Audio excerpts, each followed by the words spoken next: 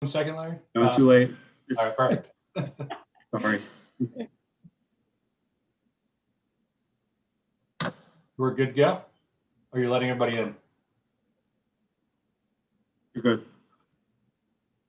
Okay, well, I would like to welcome everyone. Unfortunately, it looks like we were having some of our panelists were having difficulty logging in. It looks like Larry Lonke still might be having trouble. He's trying with a different computer, so we apologize for the 4-minute tardiness here. We try to start on time, but I will call the meeting to order, and I'll start with announcements.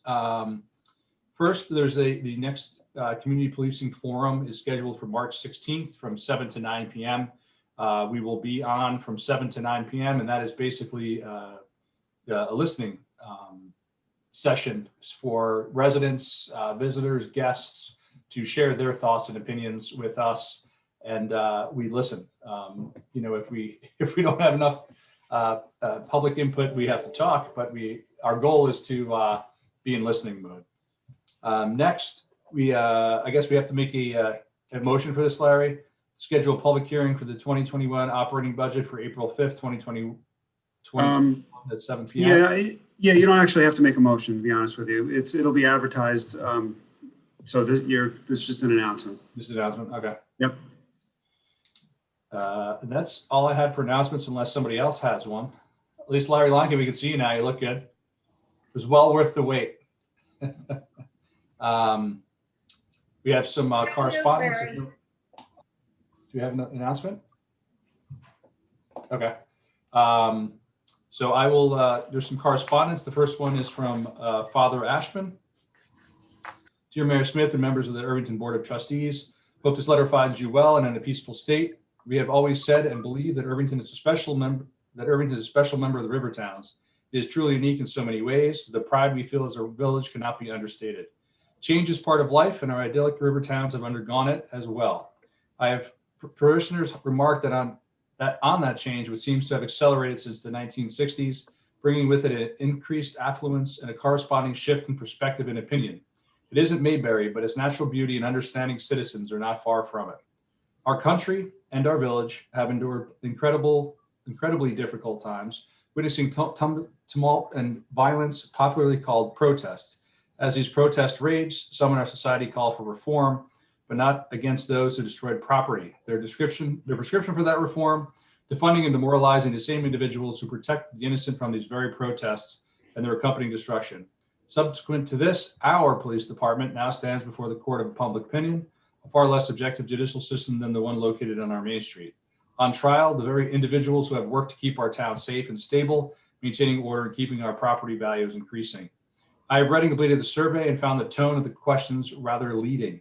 I prefer reality to some politically pacifying existence. Perhaps the survey would have been more balanced if it incorporated a section called, "Did you know the IPD?"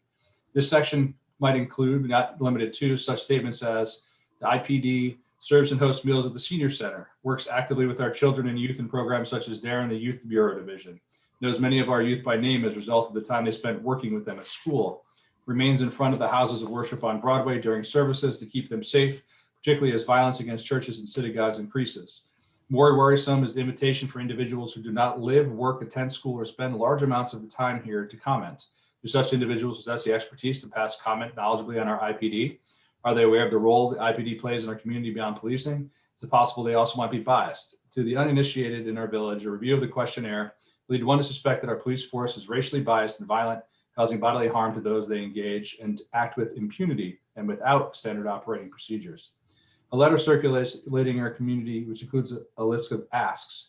Many are redundant, requesting the institution of SOPs, which I dare say already exist. In response, one might ask where it is the concrete evidence of bias and corruption, which support the claims made and justify the ask requested. Fair and equitable policing is a just demand, and transparency of the government should be a given. We are a small village of some 6,000 plus. Given that statistic and the subset of it which we regularly communicate, I would expect to have heard a litany of complaints and problems to substantiate the need for such action. I have not. In my experience as pastor and chaplain of 2 departments, our IPD has been nothing but responsive, fair, and helpful to, as well as respectful of, parishioners and friends of Immaculate Conception Church. Accountability is a fair demand of any public servant. So is honesty. May we address real issues and ask for existing policies that govern IPD instead of pretending that such does not exist. If change is needed, let us bring it about in public forum and deal with it, rather than joining the growing cry of demoralizing and defund those who risk their lives every day for us, residents of Irvington. Growth and improvement can always happen in an environment that allows the free exchange of honest ideas and an honest look at life in the village. Sincerely yours in Christ, Father and Reverend Ashman, IPD and GPD chaplain.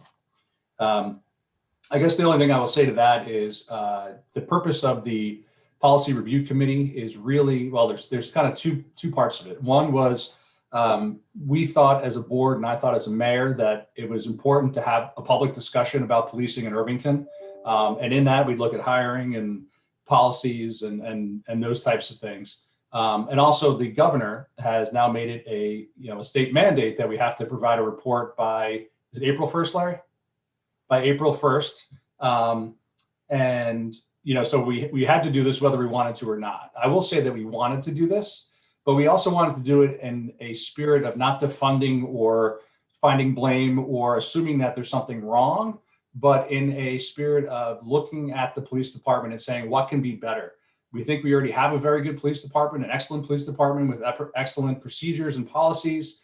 And what can we do to do more? Can we do more training? Can we give them tools that they need, that they want? And I think an important thing to note is that the police are on this policy review committee with us and serving, hand in hand with, often the most, powerful and germane voice in the conversation.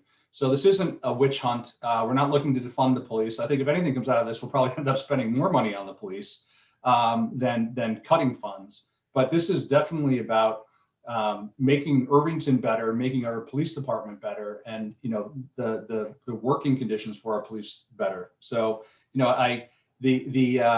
it seemed that most of the letter was kind of asking or talking about the tone of the survey.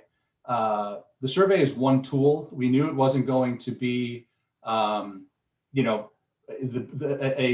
that we could look at and say 23% of this is this, and we're going to change policy based on this. This was kind of like my analogy that I used when I actually spoke to Father Ashman today was, it's almost like the thermometers that are on the forehead now that we use when we go into school buildings. They're not super accurate, but they give us a good indication. So mine usually is like 97.8. And I know that's not really my temperature, but if it suddenly goes to 99.6, I know that there's probably something wrong. So it's not a perfect measurement, but it's a tool for us to look at. It gives us a baseline to look at, and we had to do it rather quickly. So are all the questions perfect? Probably not. But if we had spent 2 years writing the questions, people would have objected the way some of them are written. So we are going to use the survey as a tool, but it's not the end all be all. And I hope when I talk to our police officers, I don't think they think this is a witch hunt. And I've said from before we started that that's not the intention of this, but it really is to make this the best department possible. So Brian, I just wanted to say that I'm actually offended by the tone of a lot of that letter. And I thank you for what you've just said, because I think you expressed what the rationale, reasonings, and procedures have been behind the review. So thank you very much. Sure. Yeah, no, I talking to Frank and the Chief Pignatelli, as well as the rank and file, I think that the police department, maybe with one or two exceptions, think that this is an overall very positive thing, and they hope it continues. So, I think that we have a policy review committee that has wide-ranging views, from those shared probably by Father Ashman to all the way on the other extreme, that, what he kind of talks about with the funding police and things like that.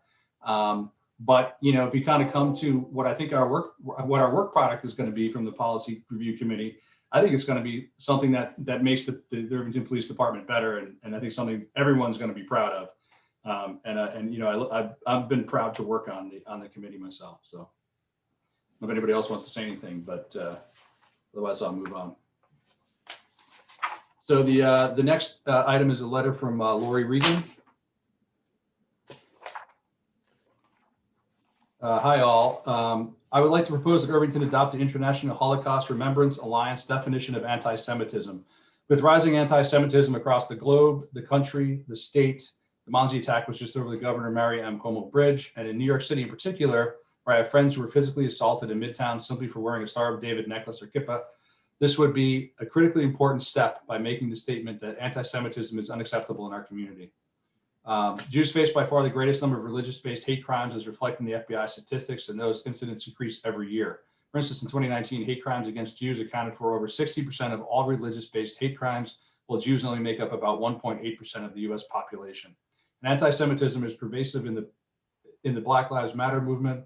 As you can read the most recently here, where Mark Lamont Hill, fired by CNN for his anti-Semitic comments, yet now a BLM spokesman stated that Black Lives Matter very explicitly is talking about the dismantling of the Zionist project, dismantling of a settler colonial project, very explicitly embracing BDS on those grounds. BDS stands for Boycott, Divestment, and Sanctions.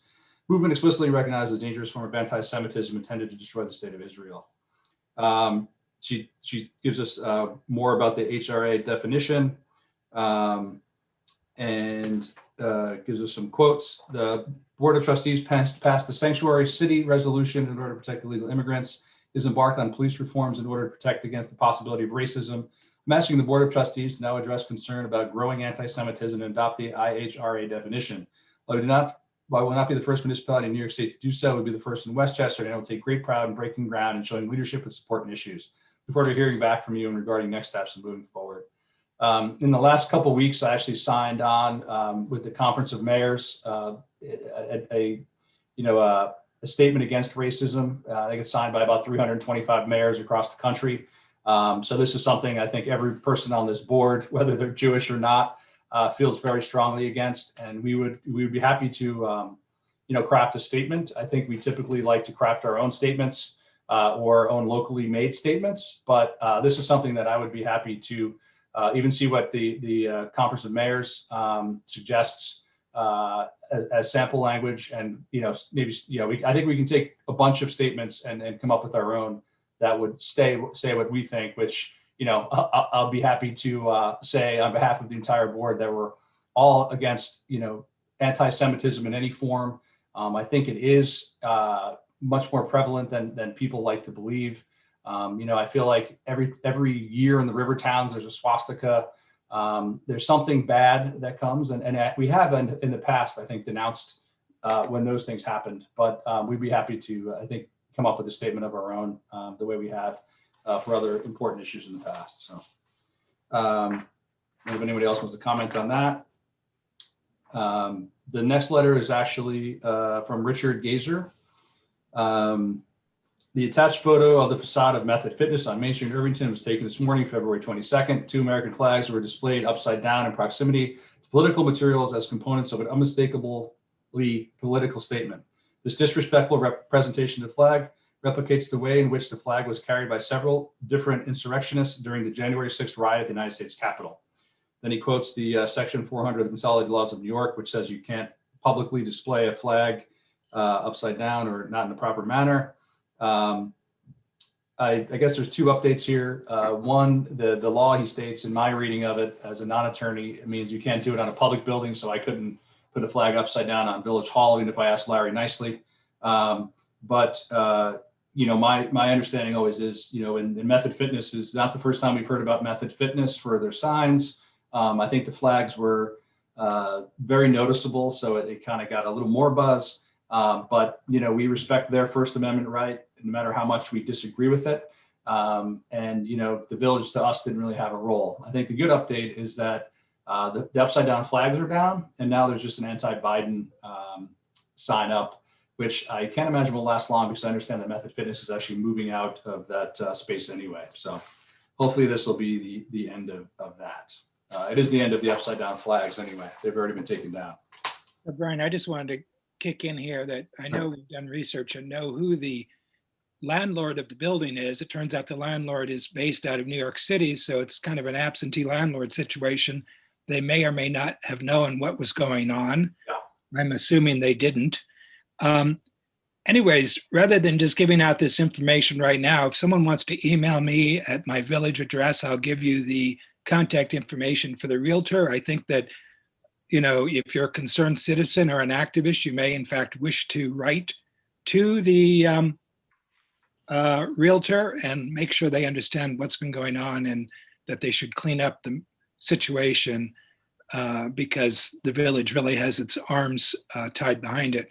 And so my email address at the village is mg@irvington ny.gov.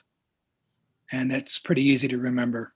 So I will send this out to whoever asked for it, and you guys out there in Zoom land can respond the way you wish in terms of indicating your displeasure with what's been going on the facade of the building. Thank you, Mark, for doing that. Thank you. The next letter from Glenn Cashin is actually about the public hearing, so I will hold that one over. And then actually the Irvington activist letter, which we got a revised one signed by Lisa Gann, Kay O'Keefe, Elaine Katz, Peter Bernstein, Leola Speck, and Tom Thacker, is also related to the public hearing. So I will hold both of those in case anybody would rather speak than have me read tonight I did a little less speed reading, but my usual speed reading fashion. So we'll hold those over. And with that said, I will open up to public comment on anything that is not related to the public hearing on the zoning amendment.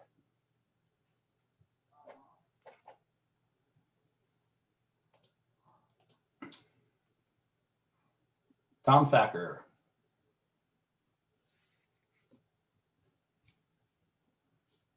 Hello, Tom. Thanks.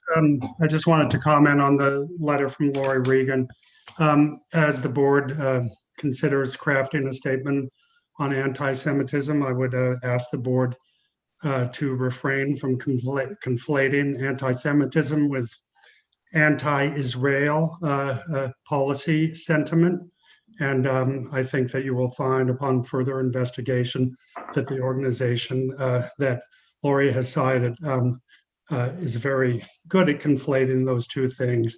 And as a Jewish person and somebody who is a son of a Holocaust survivor, I have a lot of criticisms of the country of Israel, and I stand 100% opposed to anti-Semitism in all of its forms. So I think that as the board goes about doing that, they should look at this issue and their statement very, very carefully. Thank you, Tim. Tom. And Lori Regan has her hand up.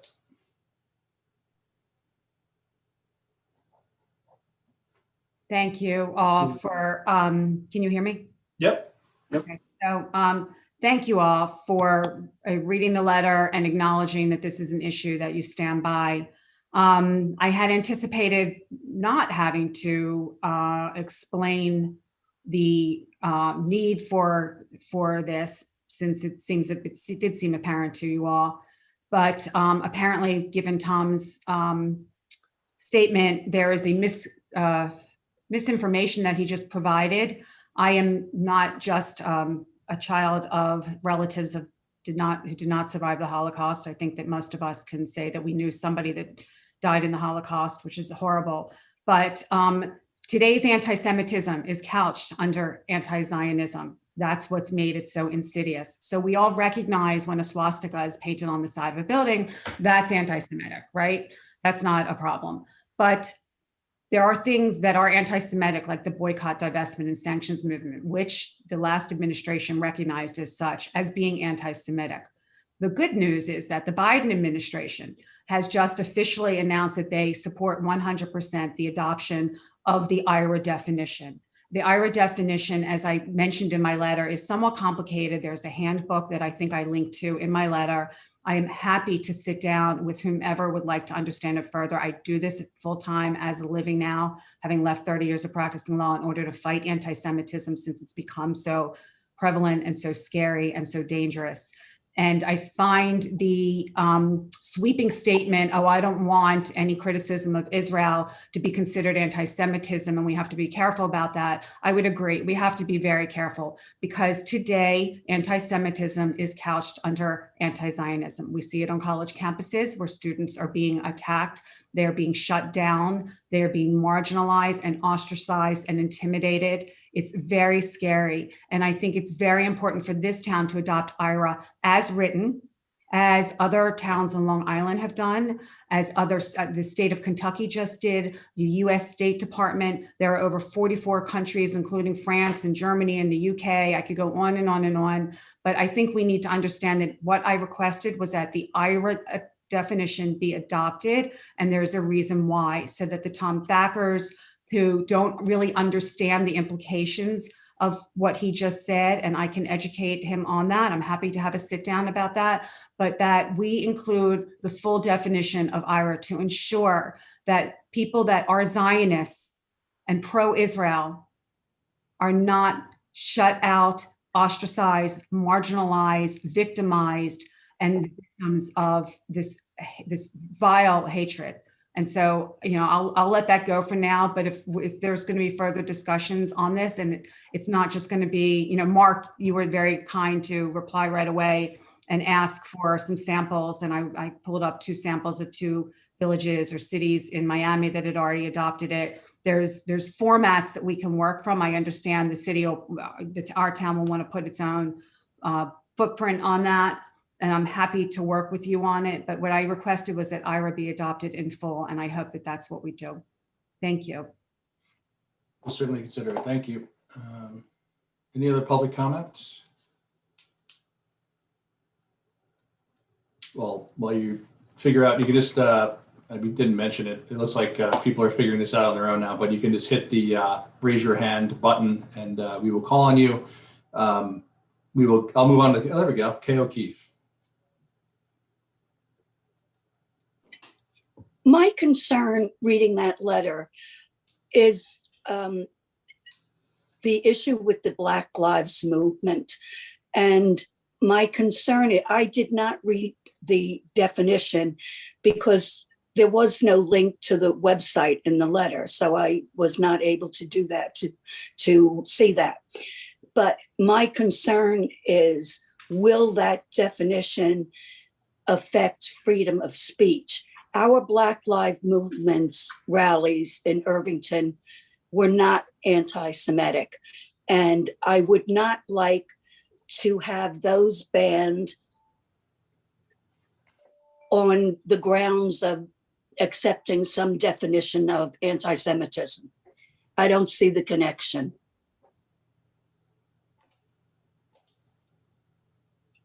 That's it. Okay. Lori, quickly on this. I don't think we want to get a debate on this letter since we're not adopting anything tonight, but let you respond. Yeah, I just want to put Kay's mind at ease. So I think that's a misnomer when it comes to the adoption of IRA. It has no impact whatsoever on free speech.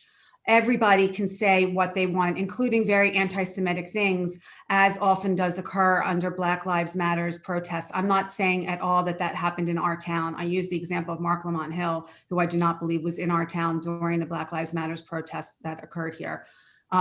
You can say whatever you want. It does not stop free speech. What it does is it helps outsiders who don't understand what anti-Semitism is to identify what anti-Semitism is. What policies, let's say a college or a police force or our schools here then decide to do with that is something different. I'm not establishing policy. What we're doing is helping people be able to define what is anti-Semitism. And that's the purpose of the adoption of the definition. It's not to shut down any type of free speech. And you can have all the protests here that you want. There can be all the offensive signs that you want, but they will be identified as anti-Semitism if they fit into the definition. For instance, calling Jews, saying that we have dual loyalty or we control, Hollywood and the banks, or saying, that a ton of things that have been spouted from the river to the sea. Palestine will be free is a blatantly anti-Semitic statement calling for the destruction of Israel and the replacement, the river being the Jordan River, the Mediterranean Sea. That's where Israel is right now. Palestinian statements like that are calling for the annihilation of Israel. And so when those are stated at Black Lives Matters rallies, that just helps us understand what is being said, that that's an anti-Semitic statement, but it's not saying that you can't say it. It is a non-legally binding definition. That's all. I hope that was helpful. Yeah, I mean, you can go through, we could say, well, at CPAC, they said this. And that's why, I think if that part had been left out of the letter, it probably would have been a lot more persuasive letter on the face of it. But Well, but it's in the women's movement, it's in Occupy Wall Street, it's in all sorts of places today. It's in the Absolutely. corporate world. And that was the most, that came across my desk at the time that I wrote the letter. I found that unbelievably offensive. Mark Lamont Hill has already lost one job. And now he claims to be speaking on behalf of Black Lives Matter since they said the horrible things that he said. So I just, again, nobody's saying that Mark Lamont Hill can't speak. What he's doing now is everybody's recognizing him as an anti-Semite. Yeah, well, we wouldn't invite him to speak here either. So. I'm glad to hear that. Thank you.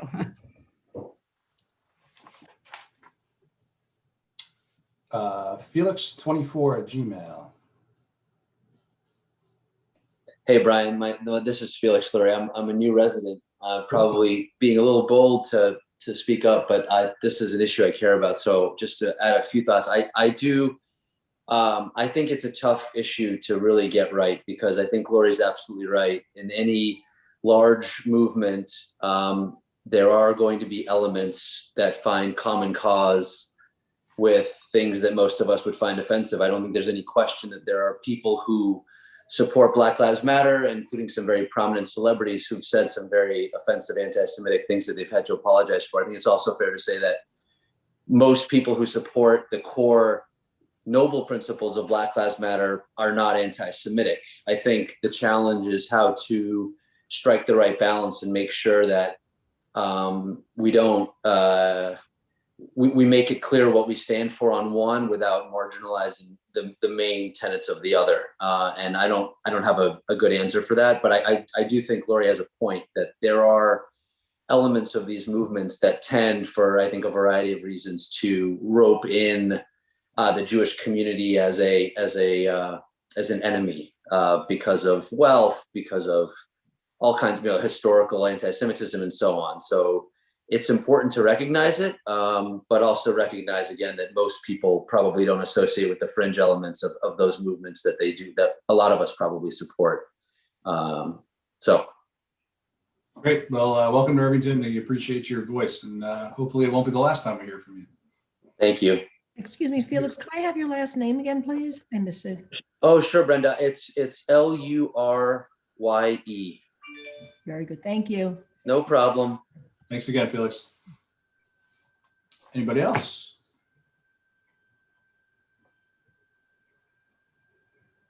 All right. Well, I'll move on to the consent agenda, which is just the minutes this week. If anybody has any questions or comments, otherwise I'll make a motion to approve the consent agenda.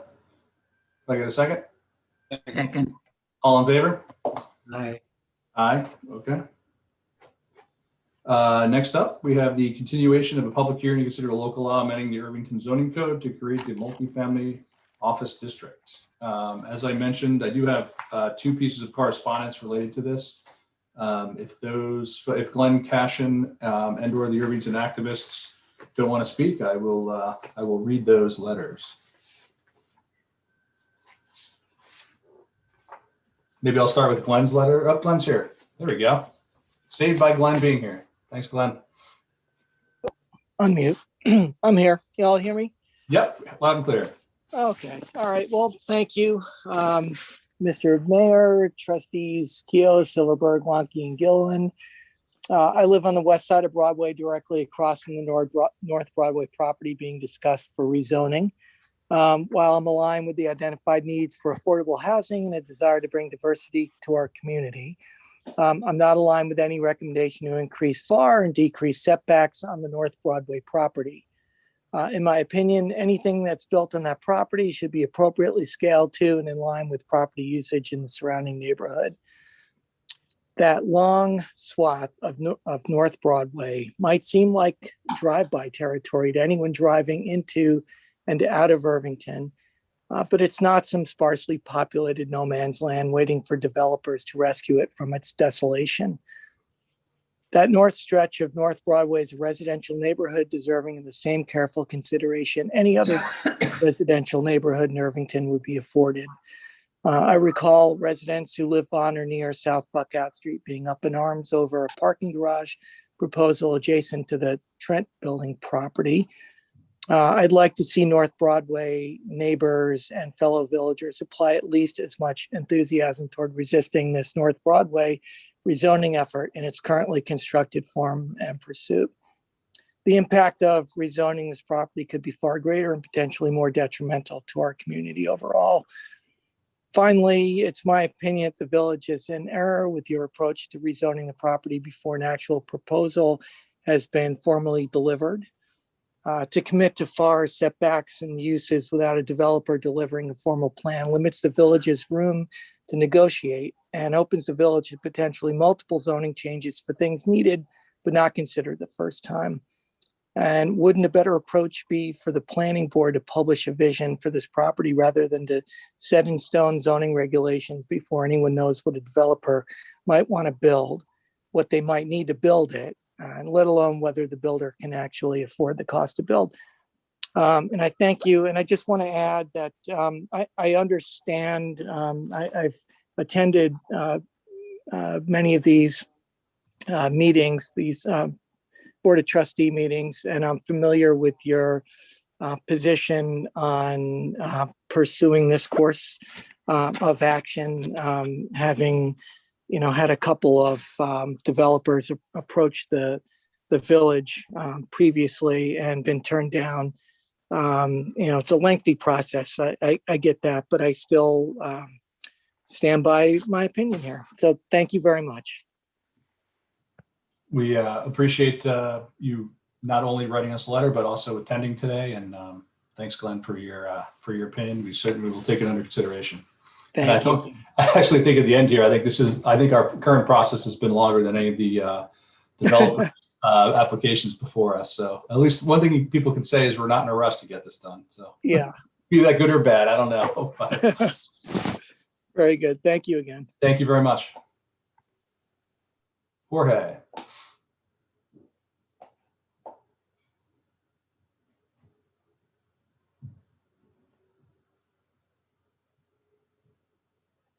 Apologize, that was an accident.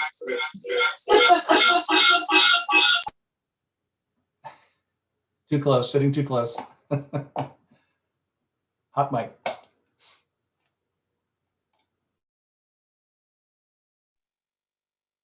Did you want to head into the other piece of correspondence that you received, Brian? From the activists, if anyone wants to speak. Yeah.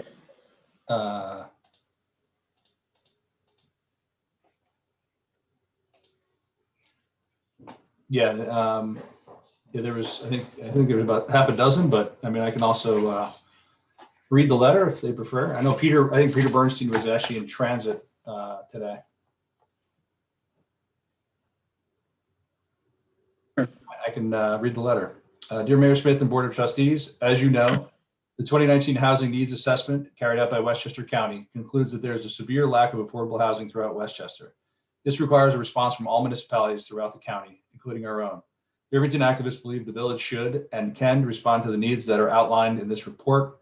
We are writing to ask the village board to take immediate action to address the affordable housing crisis in Westchester and in Irvington by using the current rezoning process to create the conditions that would be favorable for 100% affordable housing developments in our village. Encouraging the creation of a significant amount of affordable housing in our village is the most concrete step the board can take to address the current housing crisis and, by extension, address the issues of economic and racial diversity in our village. Encouraging economic diversity through affordable housing would also hold out the possibility of addressing the almost complete absence of Black residents in our community. Like many communities in Westchester, the lack of Black residents in Irvington is a result of past practices such as racial covenants, restrictive loan practices, and the continuing long-term effects that racial discrimination have had on the wealth creation. These were deliberate acts, and we must be equally deliberate in our efforts to right these wrongs. We recognize that the board has attempted to grapple with the issues of affordability in its rezoning language. However, we believe that offering a developer more market value units in exchange for what is being termed moderate income units will do absolutely nothing to increase economic diversity in our village. We also believe that 10% affordable housing set aside in the village code are completely inadequate response to the needs that exist. Instead, we were advocating for a bold response from the board. Based on numerous conversations we've had with affordable developers, to make an all affordable development economically viable on one or more of the properties, it will be necessary for the board to include incentives in the rezoning language. Specifically, the board should allow for more density by changing the rezoning to offer potential affordable developers increased FAR and decreased setbacks from North Broadway in exchange for 100% affordable development. It should be noted that affordable housing developments have a reduced requirement for parking, so the increased building coverage would be an offset, in part by a decrease in parking. Finally, we will be recognized that multifamily development is considered more ecologically sound than single-family residences. The village should include strict green development standards and rezoning language for any and all developments that might be built in rezoned properties. Sincerely, the Irvington activists, on behalf of Lisa Gann, Kay O'Keefe, Elaine Katz, Peter Bernstein, Leo Specht, and Tom Thacker. So thanks for that. I will say that one other item that I'm working on is talking to the schools about, and actually I had some data. I just wasn't ready to present it today because unfortunately my real job, I'm finishing up my my annual audit. So it's been all financials all the time. I feel like Brenda, but just not as good as Brenda. That's the problem. But so I wasn't able to get all the data, but I think I do have access to all the data I need to look at enrollment numbers and things like that for the potential impact on schools. You know, the early indications are that, you know, we're well off our peak enrollment, and they're actually, you know, we're frankly somewhat overstaffed right now. So I hope we'll have a report, or, you know, work with Larry on getting something to present to the board, or I could even get someone from the schools maybe to do it for us. So that was my only other update. It wasn't something I talked about before. I mean, we've talked about the impact on schools before, but, you know, to try to put some numbers around that was important to me.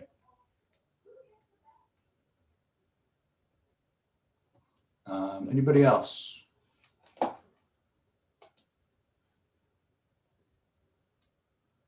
Marianne, did you have anything tonight? Any updates? I didn't think so. Felix again.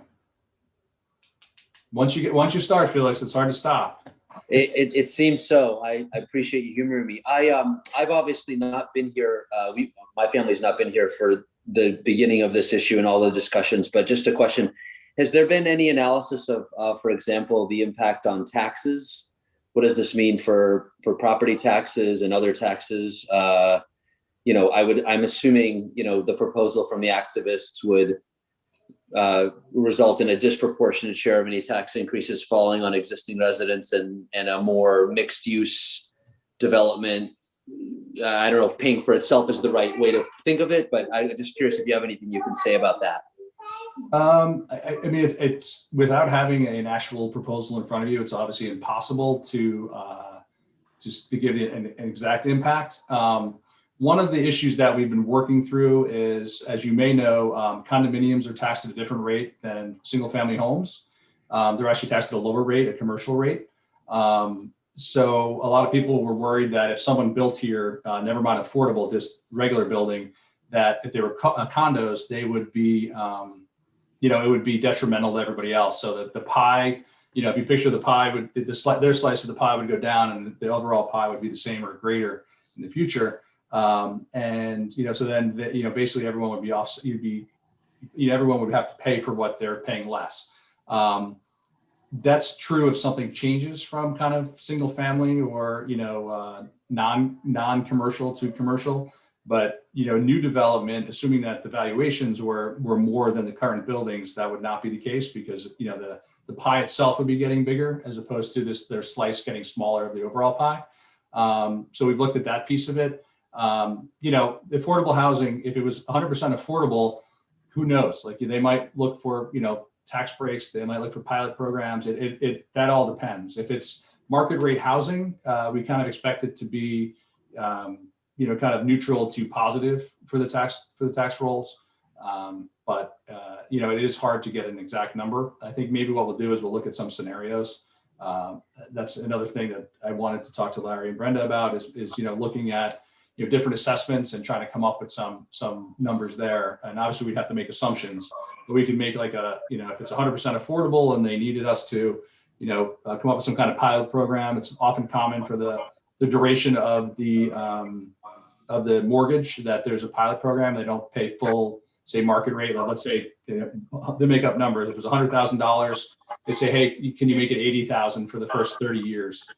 Something like that. But again, we'd have to make up maybe like 100% affordable, a mixed use, and a, you know, mostly luxury $2 million townhome type scenario, and see what the potential tax impacts would be. But Thank you. Yes, I think we should be clear that there's nothing in the zoning that says anything about, dictates affordable housing other than the required set aside of 10%. But if anybody came in with a project, those are the numbers they would have to, come in with. Brian, I'm sorry, you asked me before whether there was anything, and I was talking, but I was on mute. There really isn't anything new, but there were thoughts that came up at the last work session, but we were waiting to hear from the Housing Committee. I think at that meeting, the Housing Committee said that they were going to come up with a report, and we were waiting to hear from them before we decided on the next draft. Okay, very good. Katerina actually put some comments. She said she meant to put in Q&A. She's responding to the Irvington activists, saying there are hundreds, if not thousands, of empty apartments in the city, I assume. So there's no housing shortage in near vicinity. Enough of using race for everything. No one talks about diversifying Mount Vernon. Irvington's are diverse enough with taxpayers supporting 10% of the student body.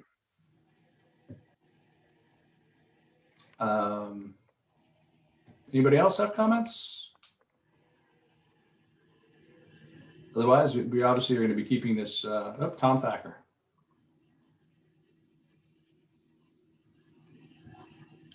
Just on behalf of the Housing Committee, I thought somebody else was going to speak, but I'll speak. There will be 2 documents that will be sent your way this week from the Housing Committee. One is about a 14-page document that is in response to the January 15th letter from Peter Boudieri et al. I think it's been signed by between 50 and 60 residents at this point. So it's a very, very detailed examination and response to that letter. And it contains some of the information, Brian, that you were speaking about the schools, some information about taxes, and a lot of other information about affordability in the village.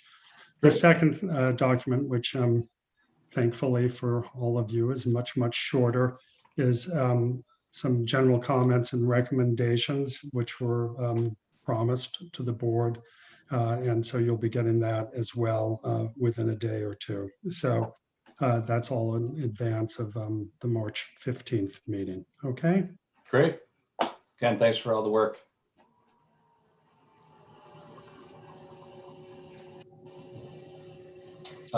David Feliciano.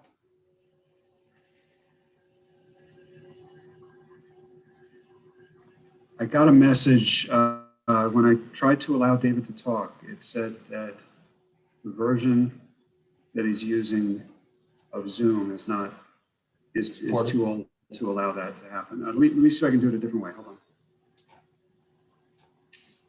All right. Let's see if that works. There we go. Ah, there we go. That's why you're the best, Larry. Yeah, well, I don't know. Oh, so I just joined this webinar. What are we talking about here? Okay. We have someone without a name. If you give me a second, please. If they'd like to speak, they can give us their name first and then maybe in the chat.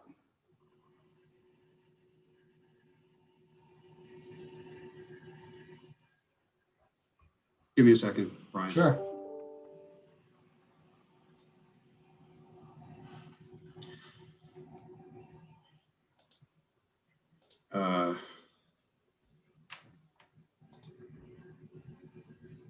I think you need to ask for their name to be sent to Yeah, you. exactly. If the person with the yellow empty box would like to speak, if you could add your name to your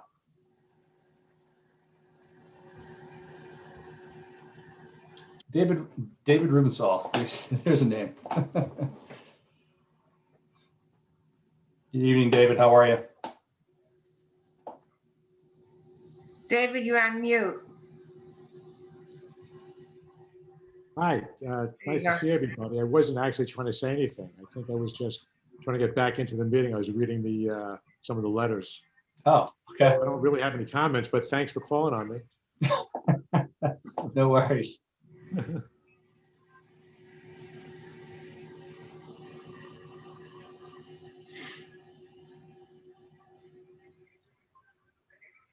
Okay. Again, the public hearing is going to remain open. So until our next meeting, which is on the 15th, Larry, is that right? There's no, there's any. That's correct. There's no holiday. There's no days off in March in the beginning anyway. Let's see. Okay, so I guess we can move on to your update on the work of the Police Policy Review Committee, which has been mentioned a few times already tonight. I think you have kind of the timeline going forward. So, yeah, the committee obviously has been working since December, working very hard. They've had numerous meetings. I didn't even try to count them to be dramatic about it, but they've been meeting at least a couple of times a week with some additional meetings thrown in. And the committee itself is getting to the point where they will have, they already do have a list of proposed recommendations. There are volunteers who are stepping up to write those recommendations up to explain some of the background on how they came about. Those write-ups will be, a central part of the upcoming report. There will be other information added to the report, of course, some descriptions of the various meetings that happened and all of the the presentations that have taken place and all that type of description. And the timing, just so you are aware of the timing, and everything's very tight. April 1st is not far away. It's a month, as it turns out. And the recommendations we would expect will be written up and a little bit of editing to try to piece everything together. But to have the recommendations circulated to the entire committee so that they can vote on them to be sure, so that the board can have an understanding of what which recommendations received how many votes from the committee members. So you have a sense of whether things were unanimous or there was debate over certain things.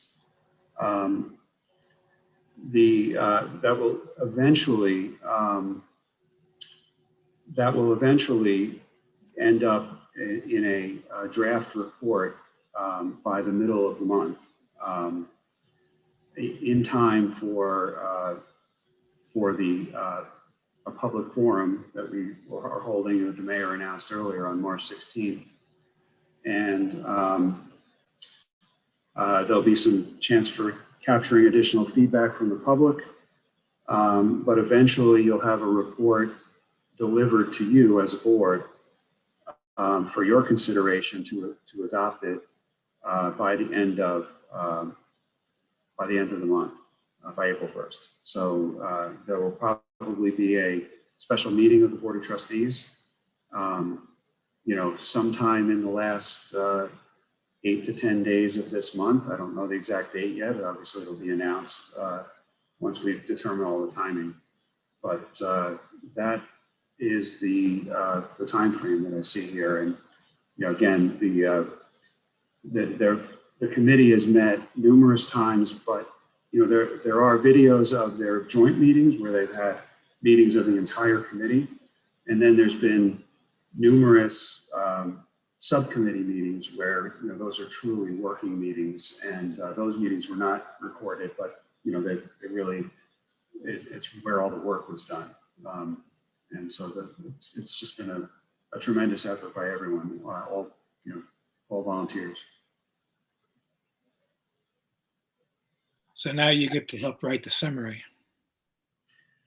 I'm helping move things along, but I'm really letting the committee do their work. We're providing a lot of assistance, on the back end to keep the committee moving forward, and but the committee's making the tough decisions, so it's good to watch. Yeah.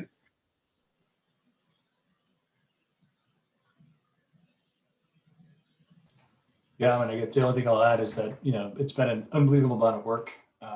We had a very short time frame before we had to respond to the governor's deadline, and so we had to meet during the holidays. We had a lot of hours that we had to give. That and not so much me, but the volunteers on the committee, our police officers. It's been great.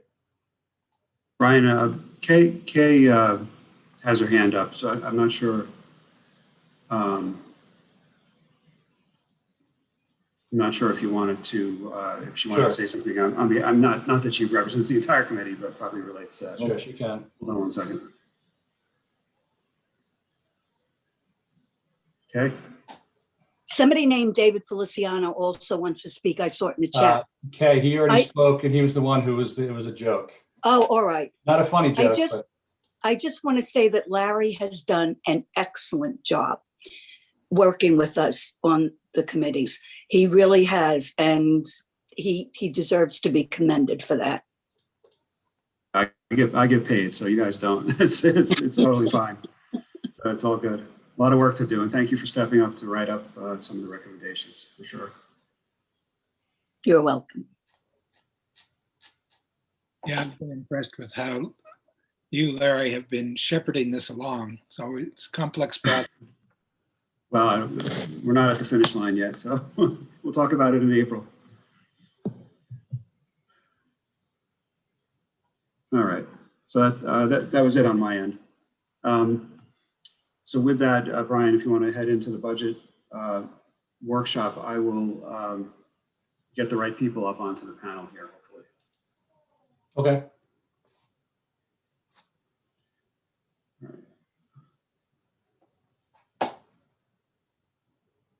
I just want to thank Kim Braby. She's going to be sending me a screenshot of the offensive name, I guess, that the person changed their name to.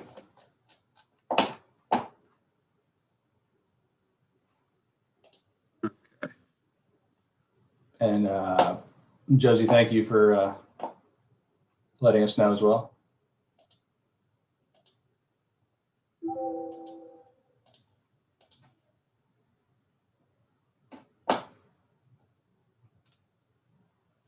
Okay, Joe and Rick. Rick's here. There you go. All right. Joe's just got to unmute, I guess. Good evening. There you go. You can, if you're interested, you can turn your camera on, but you don't have to. So you're up on the panel. I'm on my son's computer and I have no idea how to do that. Okay. All right, no problem. In fact, hold on one second. Try to. I need Joe.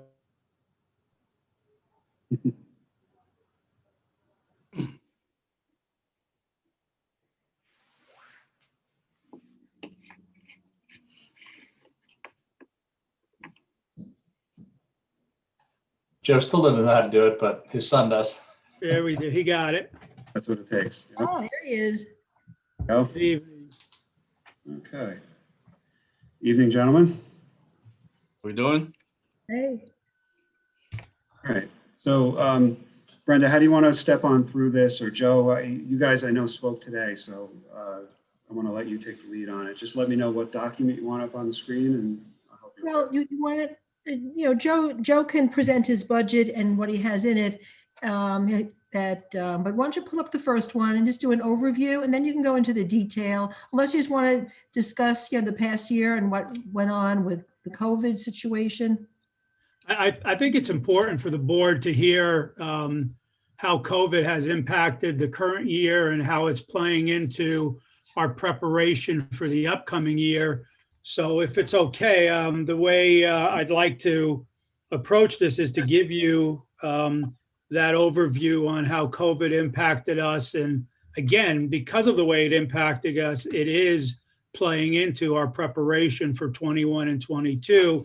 And then after that, go into the budget, and I'll be happy to take any questions after that. So, Joe, before I get going, Brenda, the one-page summary for recreation budget, I don't have. So I have that one. No, Really? while Joe's talking, maybe you can email that to me. I'd be happy to, yeah. Thank you. Go ahead, Joe. so is it okay if I get into the review? Yep. Okay. So, It has been an amazing year. I'm so proud of our staff and volunteers for what we've been able to accomplish, and just how we've really dealt with what has been a really difficult time for all of us. We've all had our own burdens in areas of our responsibility, but we took ours on, and again, I think it's important you hear about a lot of it.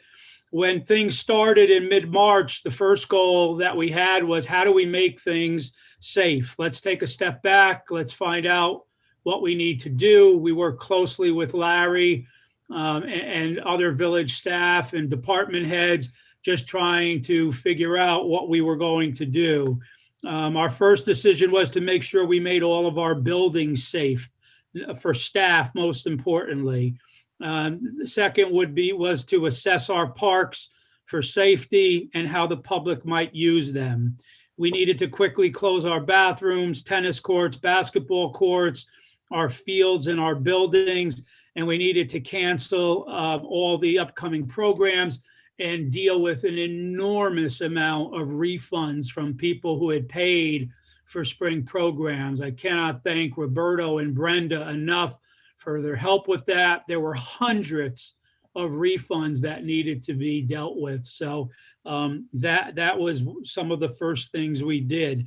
One of the next things was, how do I make sure we could keep our staff safe and make sure we utilize them in the best possible way?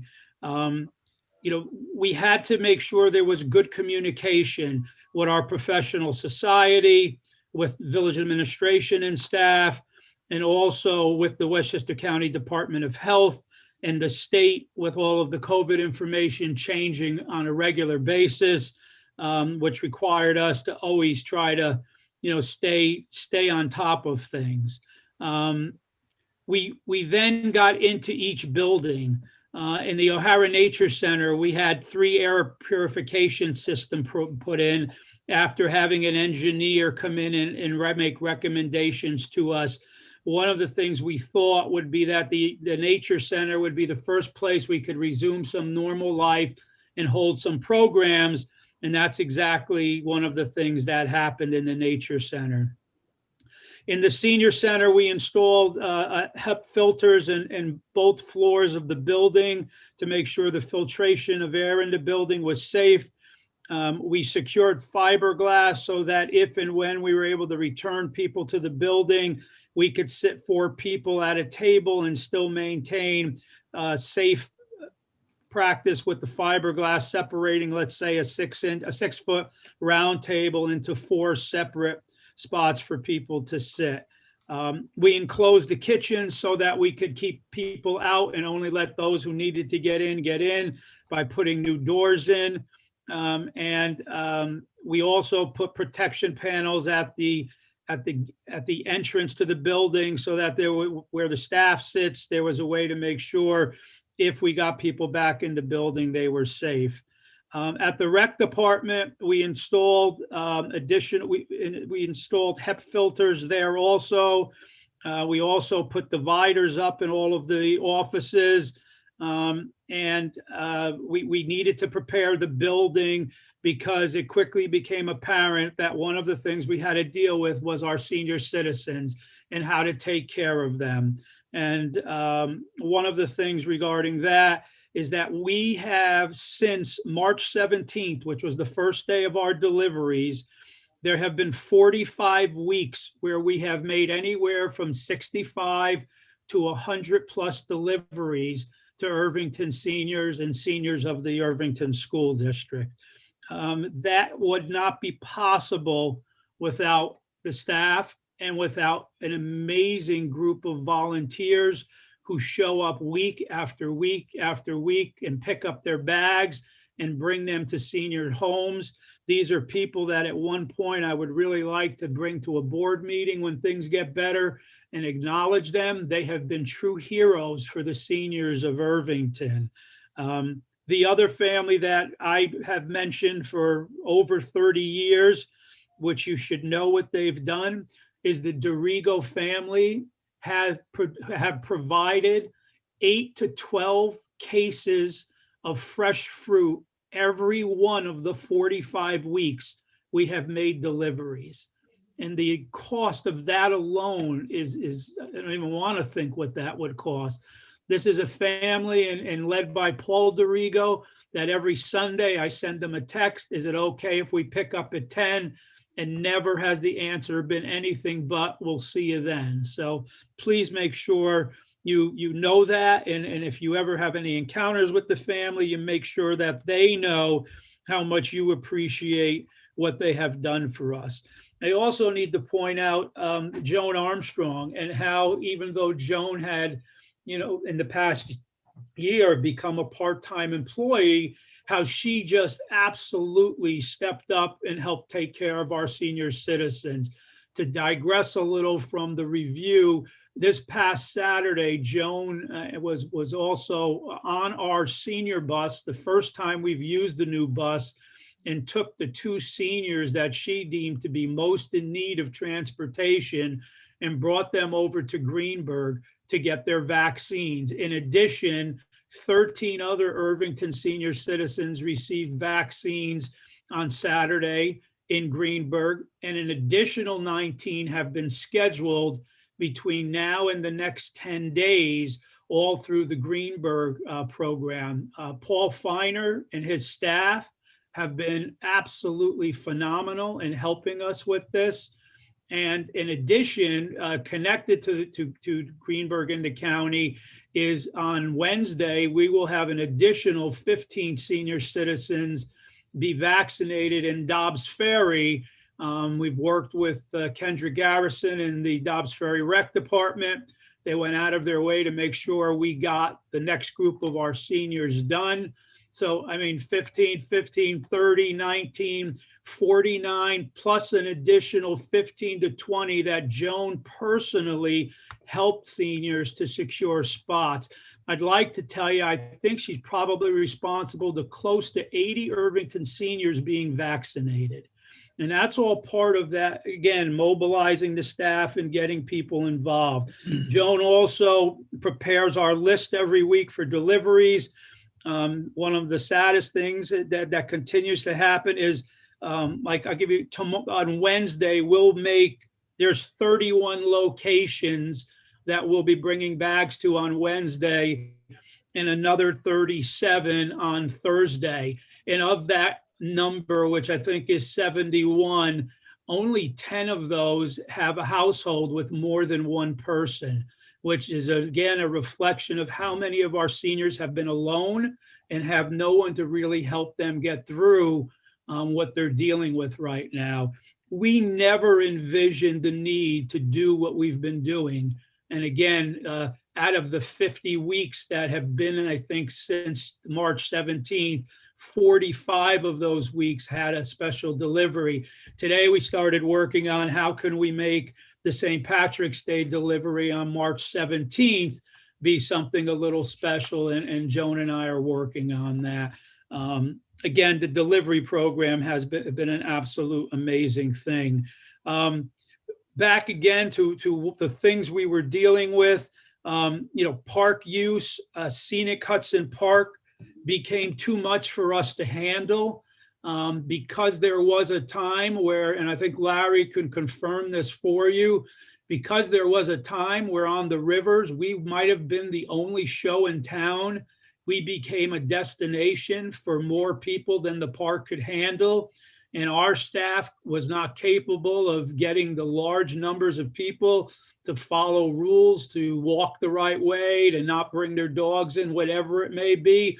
So we had to turn to the Irvington Police Department, who for many of the weeks really were the main people to be in the park to make sure things were safe and that they went well. There was probably a dozen different times where while they were in there, they had to close the park because there just was not enough room for people. Parking was filled. So again, without them there, it would have been a very, very, very difficult situation. Through this also, we needed to find other ways for people to have things to do with Matheson being closed.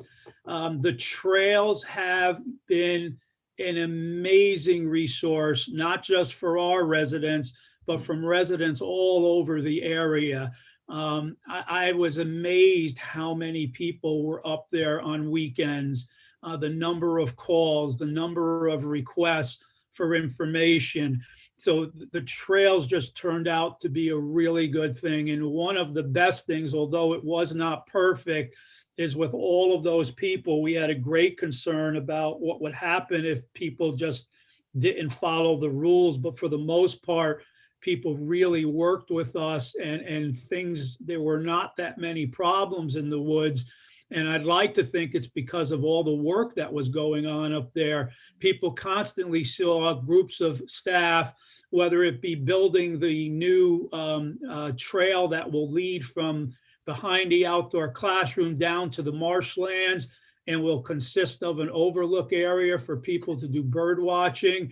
We created a new road off of Mountain Road so that we didn't have to drive through the back of the nature center to get equipment and supplies down to the work we were doing in the trails. We restored the deer exclosure and had it moved so that when the new trail is built, it wouldn't get in the way. We did invasive vine cleanups with the help of Nikki Coddington and a lot of amazing volunteers. And people saw that. I mean, people saw me getting driven around back there trying to understand more about the woods. And I really think that that allowed us to get good cooperation from many, many people. Again, let me just move on here. The next thing that we really were faced with once we did all of our assessments is how do we get programs back? How do we get people to do things? You know, one of the things that we were forced to do was to close the basketball courts down because of where basketball was being covered and labeled through the state COVID situation. So what actually was created through that is a group of superintendents, Wayne Bass, who's actually a commissioner in White Plains, and myself invited about 8 or 10 other superintendents, and we started talking. And it first was called the Hoops Group. And every week we talked about, are you staying closed? Are you staying closed? What should we do? And then it started covering other topics. We shared ideas, we shared programs. We talked about how people were trying to get back to things. It was an invaluable group to us. It kind of stopped for the last 2 months, but I'm happy to say that we're resuming the committee starting on March 10th. Larry's actually sat in on several of the meetings, so he was able to follow. Our profession, and not just us, have been real leaders through this catastrophe we've all been dealing with. So as far as getting programs going, the first thing that looked like we could do was open the tennis courts, which we did. But in order to open the tennis courts, because we couldn't have people come to the building, we had to, and I know many of you will want to clap when you hear this, we had to come up with an online registration system. So that was our first step, and it worked well. We opened the tennis courts on June 8th. They stayed open until December 1st. We also then had to develop a plan to research for a long-term online program. And I'll talk about that a little bit in the next budget. But through the work of my entire staff, who went through endless hours of training, we are now going to be part of something known as Community Pass. And basically anything and everything that the rec department will offer, people will be able to access through this website. One of the things we've asked people to do, and we've reached out to Brian and Larry, because we need to ask people to really do it, is we need families to register on the site. So when it's time for you to get into a program, all your information will already be loaded in. It will save you time, it'll be more efficient, and it'll also help us to identify our users much more clearly. We did also bring we got adult softball up and running. It started on July 1st. We started running programs at the Nature Center outside in October, and then we moved inside in December. But while all of that stuff was going on, what was happening almost on a daily basis in the summer was outdoor activities at the nature center. Parents were bringing a group of kids up, working with CJ, Peter Strom, and getting to experience the grounds and the gardens. And so many new volunteers have come from that. So the nature center in itself wasn't open until we started the programs. And once we secured the building, we were able to get the bathrooms open when we were in there. So it has been a lot of stress. In addition, and I'm sorry, I'm having trouble with my eyesight, so I apologize for that. Some of my notes here, or I should have printed them a little bigger. The other thing we did not discuss, that what happened through all of this was the continuation of the Matheson Park playground program. Most of you had the opportunity to tour it with me a little while back, and I think you were all pleased with what you saw. The COVID situation had an impact on our inability to finish the project. There were several weeks leading into months where some of the materials that needed to be fabricated, the companies were actually closed down so that we couldn't get some of the fencing, we couldn't get some of the material that was needed. And then on top of that, the health department, which originally told us they did not need to be involved in the splash pad engineering, ended up taking a very large role, which slowed us down by weeks. Most of that has all been taken care of. As soon as the weather breaks, we will get back into Matheson. And again, we'll talk more about Matheson in the upcoming budget. But we were, work was going on down there on a regular basis, especially through the summer. And keeping people out of the park was very difficult. We had people climbing around the fencing near the riprap so that they could walk into the part of the park that was closed. And again, we had to use the police for that much more than I would have hoped we would have. It would have been something you would have thought people would have just been doing. Back to the staff for a little bit, we had to really work closely with Larry to find out how we could operate and still be safe. Who would work from home, who would be in the office, who would be at the senior center, who was doing the food delivery program. So there was constant discussion on a weekly basis. I would set up a schedule. The other thing we did, which I really think shows how much we all wanted to help, is all the full-time staff, with the exception of me, took regular tours being the supervisor at the tennis courts. And they would take 4 or 6 hour shifts and go down to Memorial Park, where they would sit with all of their COVID safe products and have an iPad so that if someone walked up and there was an open spot, they could register there. So we all were trying to do as much and everything that we can do. In addition, we had to survive both parks employees having surgery and going through rehab. So there was actually a period of over a month where neither of the parks employees were available to us. And we had to get by that with great cooperation from Greg Nielsen and Steve Caparel, who every time we needed something came through, and part-time staff that learned a lot from Chris and Scott and were able to keep things going. So, I know I've gone over a lot, but I think it's so important for you to understand how much we actually did in this past year. Programs slowly came back. Programs are the main focus as we get ready for the next few months. So any questions about what I've discussed the past year?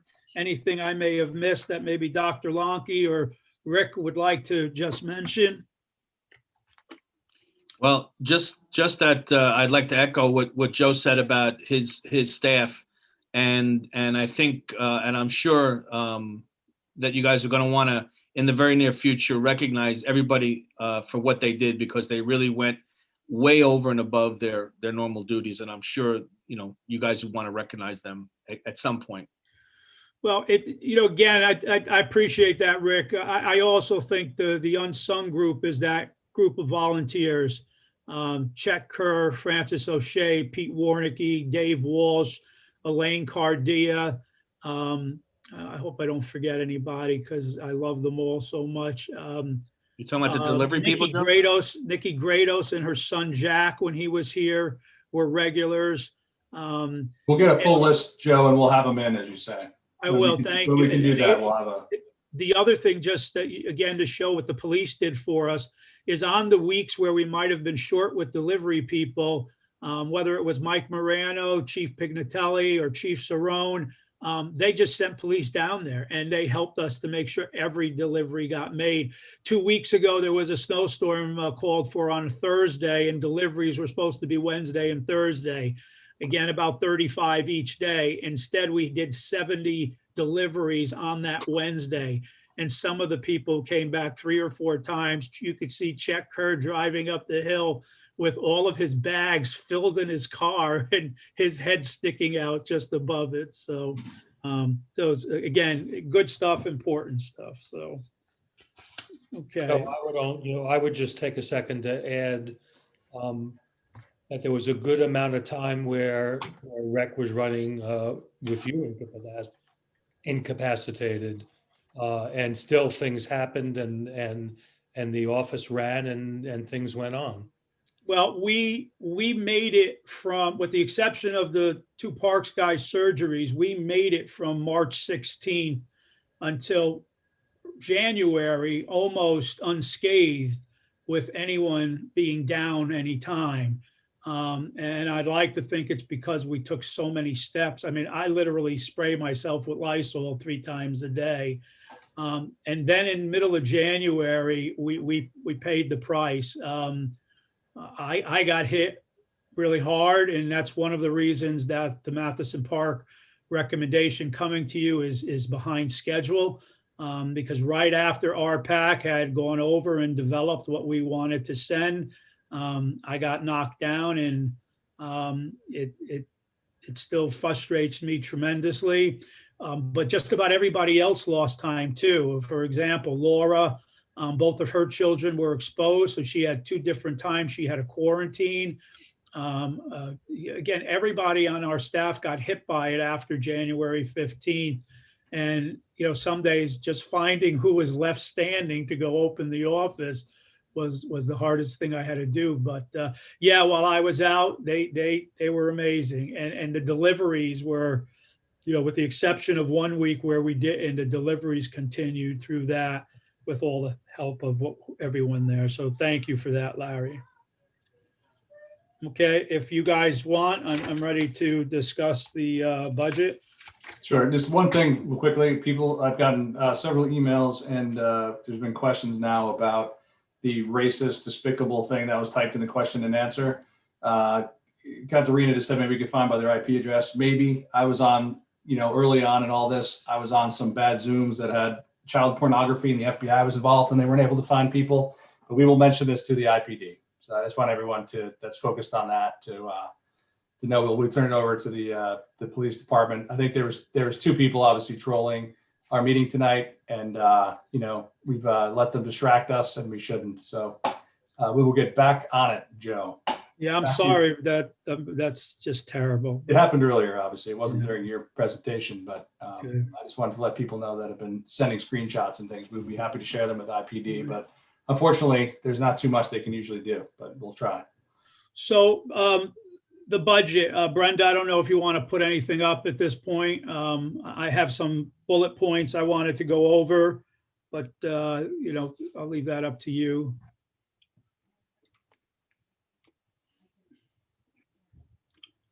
This is the page with the basic changes, correct? And did you want to, we're going to, Brenda, you're muted. the last couple of times we've done this, we've shown the summary, and then if we need to dig down into the detail page by page or line by line, we can, right? Unless you guys decided something different. Yeah, but I think that I think the changes are where we really should focus, except if there's anything else that's, not told by the changes. Well, what's not told is where we end up with Matheson Park. And Larry and Brenda and I are prepared for that. Based on what the final decision is of the board, as far as what recommendations you either accept, change, whatever it happens, we'll have to go back into the budget and adjust the labor lines and the maintenance and overtime for the parks, because depending on which decisions you make, Matheson Park will be more expensive than we're looking at today if we were using the old rules. In addition, we've had conversation with the IPD and have asked them to start thinking about what impact they think the parks are going to have on them if Matheson becomes similar to Scenic Hudson Park. So most of the rest of the budget is a work in progress. We are, one of the most important things is to get some form of summer camp back for residents.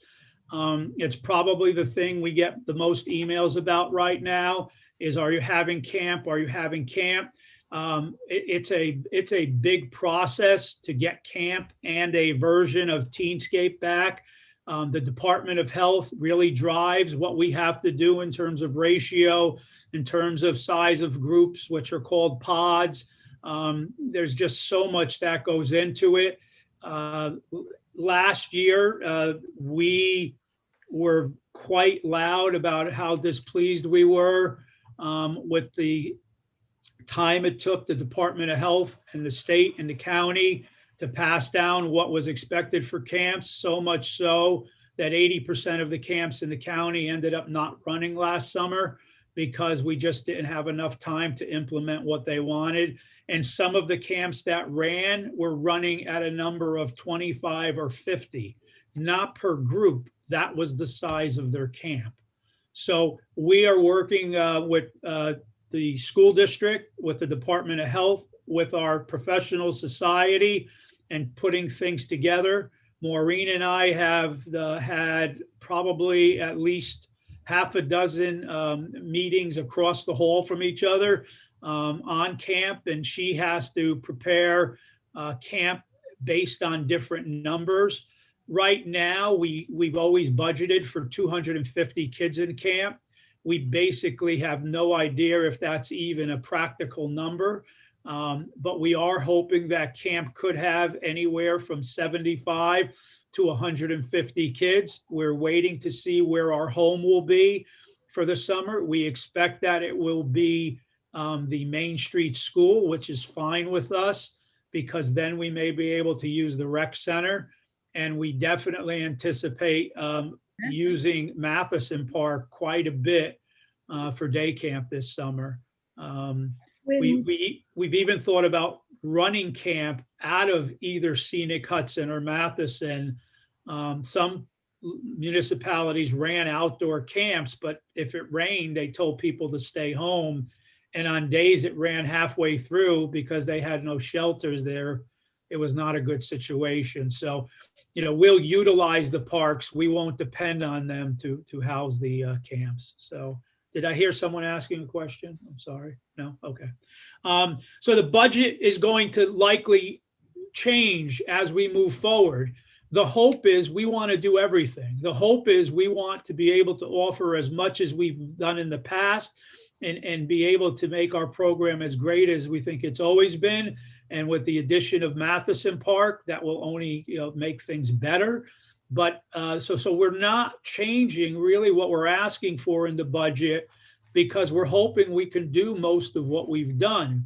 Now, as we get closer, and possibly by the time you guys take a vote, if there are some things that we are dead set clear on we can't do, like for example, if we know in time that day camp is only going to have 150 kid maximum, then there'll be a huge hit on the revenue side and a hit on the expense side, maybe not for the better, because depending on what the ratio is of staff that are given to us for pods, we may have to hire more people. Now, when we cut our staff, we're going to cut counselors because they're the first ones to go. But if you cut a counselor, you're only saving a $10, $11 an hour job. Whereas the professionals, the teachers, the group leaders, those people you're still going to need, and you're going to have to pay them, their normal rates, or possibly consider offering them jobs at less of a rate. But again, the goal is, how do we do everything we've done in the past as much as possible? The one thing that I just cannot tell you we know how to do right now is, how do we get our senior citizens back in their building? It is so frustrating and it is so sad. Right now, we're using the back room of the senior center for the delivery program.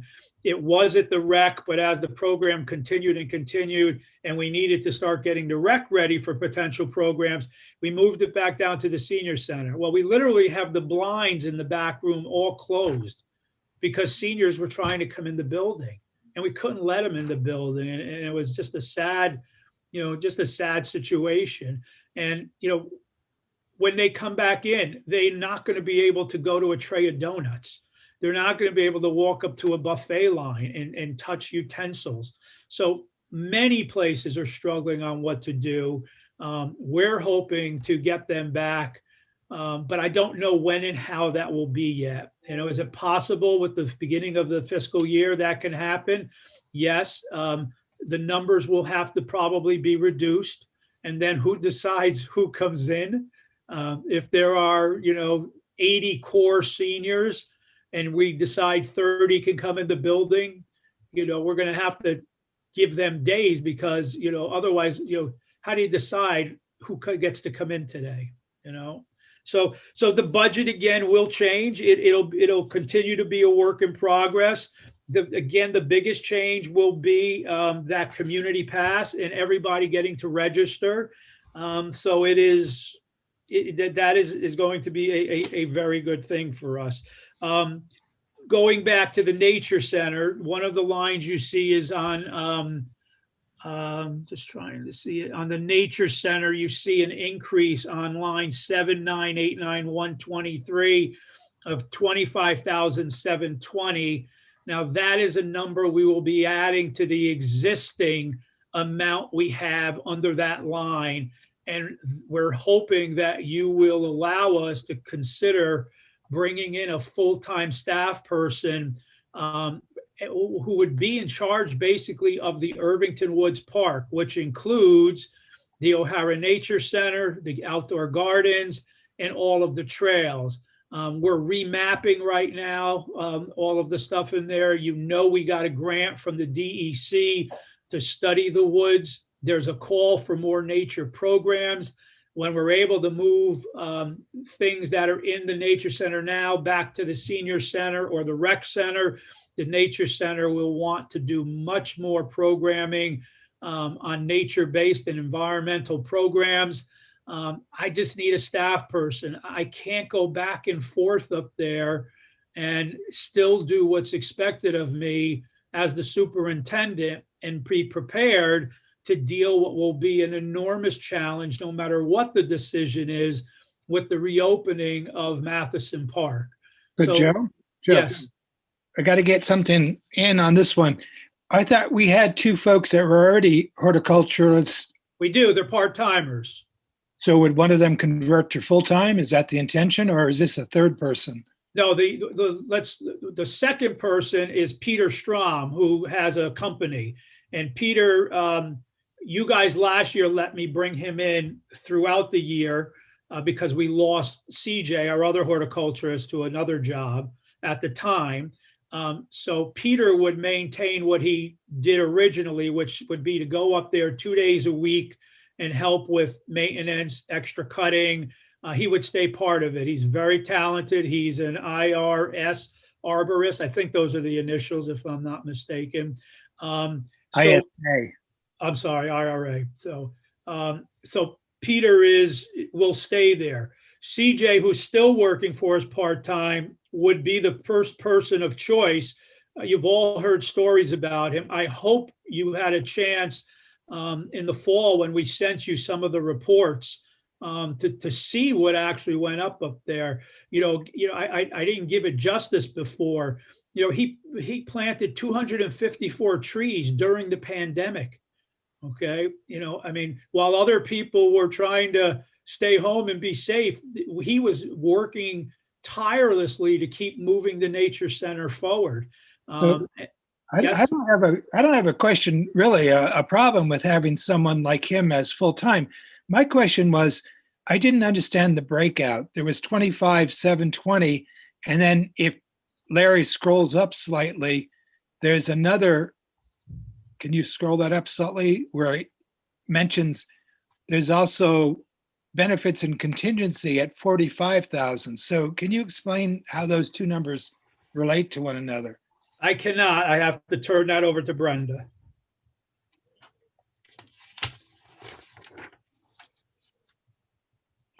Brenda, did you hear the question?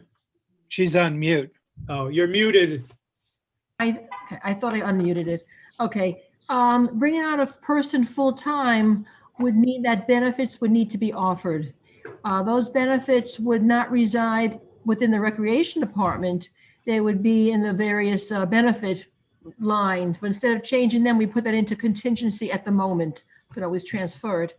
So the difference here, we're saying that the full-time person is not making 25.7K. No. No. What it means is that line is currently at 59,000 approximately, and it'll be brought up to 85,000 for the line. We don't know what the salary would be for the full-time person, but it would be 85,000 between the full-time person and a part-time. Okay, I just didn't understand. Right. Yeah, the budget right now for the labor at the nature center, as Brenda said, is $59,000, and that's for CJ's work part-time year-round, plus the part-time assistants we hire to help him with projects. So you'd be able to subtract what CJ earned out of that 59,000 and apply it to the full-time position. That's why we're not coming in and asking for the full-time salary, because we don't understand that now. I just didn't realize that. Understood. How the numbers were fitting together. Thank you. Gotcha. So this is the budget increase that would reflect the full-time and a assistant laborer. And then go through the. I'm sorry, Brenda, go ahead. No, just to go through what the benefits, the largest component is medical, followed by then retirement, and just some minor ones like vision, dental, life insurance. So it comes about 45,000. Thank you. Okay. So, again, we've checked with the county. The title might be the title of full-time horticulturist. There is a position under the civil service for that title. There is no current list right now. I'd be lying if I didn't say that CJ would be, I think, the choice of everyone, but he's working for the Mamaroneck School District right now. He may very well be offered a job and with a salary we couldn't match, but that doesn't mean we still don't need a full-time person up there. It'll take longer, and maybe we'll be calling for a test so that we can produce a list.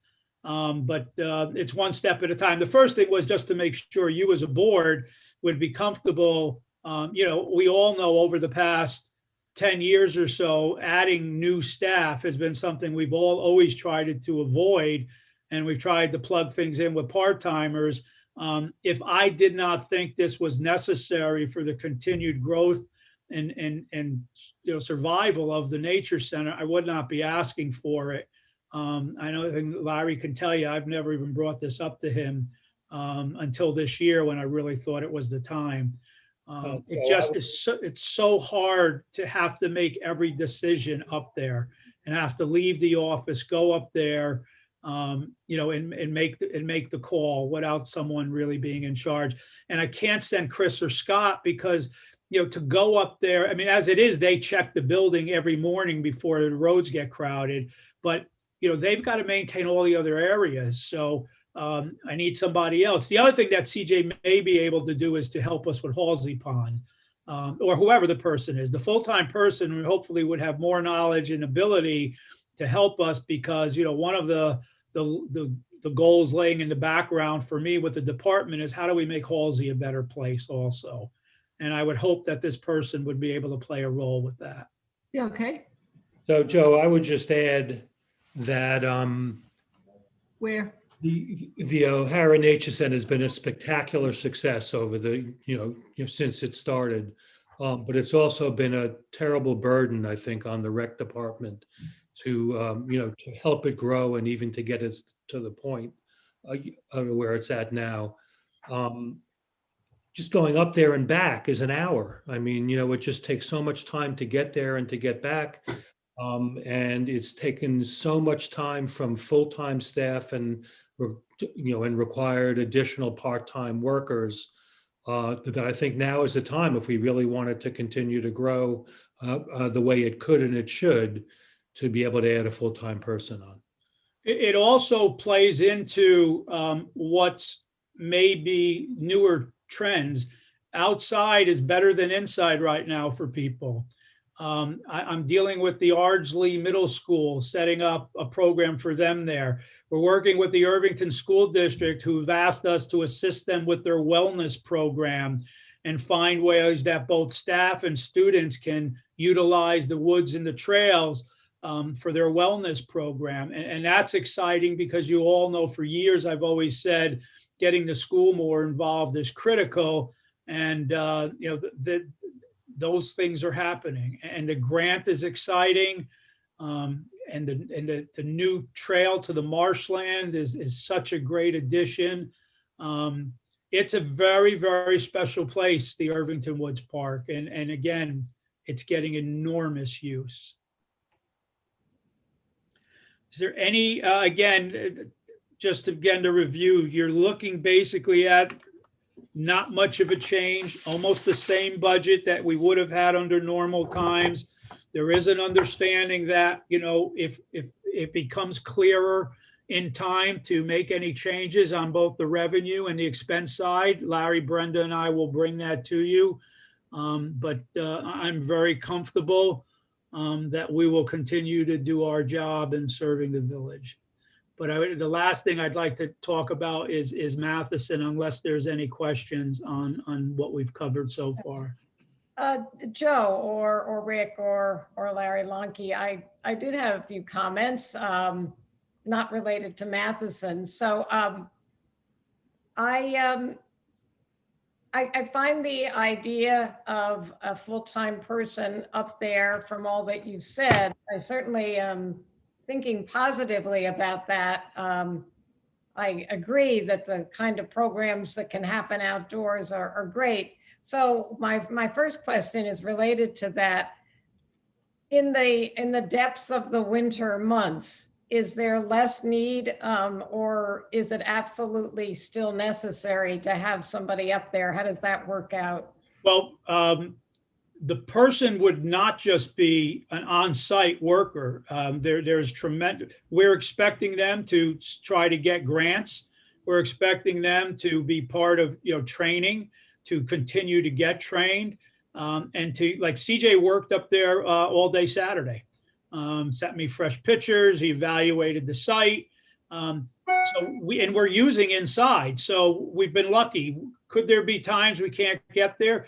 We make sure that after the rec center and the senior center are done, is that we get the plow out and get the nature center ready for programs. So many days where in the past we wouldn't have used it, we've been able to. So yes, I do think the full-time person is important.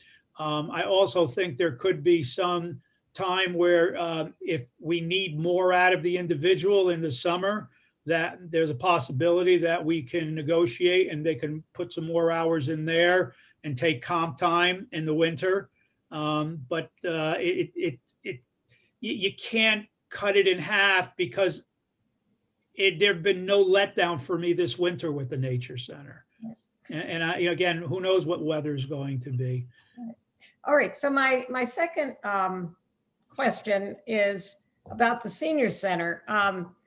As you described all the ways in which, the filters and the fiberglass dividers and the enclosed kitchen and the new deer and the panels, that seemed like a really good approach to preparing to use it.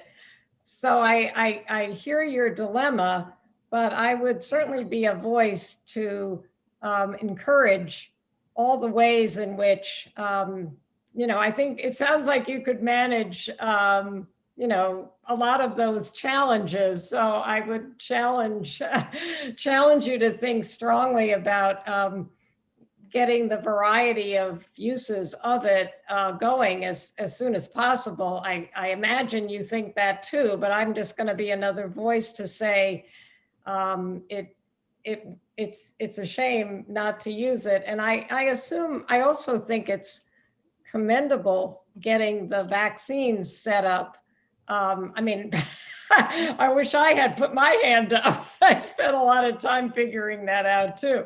But I think, obviously those people that have greater needs to struggle with computers and isolation, as you described, need that help way more than I do. But it's something I think every community, probably still does need to do. So kudos to you for getting that done. But I also would imagine that as people are getting vaccinated, seniors and others, you're working in another world. And I think the idea of seniors being able to do some of their own shopping, which frankly is a way to be unisolated. I mean, you actually get out and go somewhere if you have transportation as you used to do. And if 4 people can be in a bus, not 8, then I would say, yeah, that would be an activity that would be more active than passive.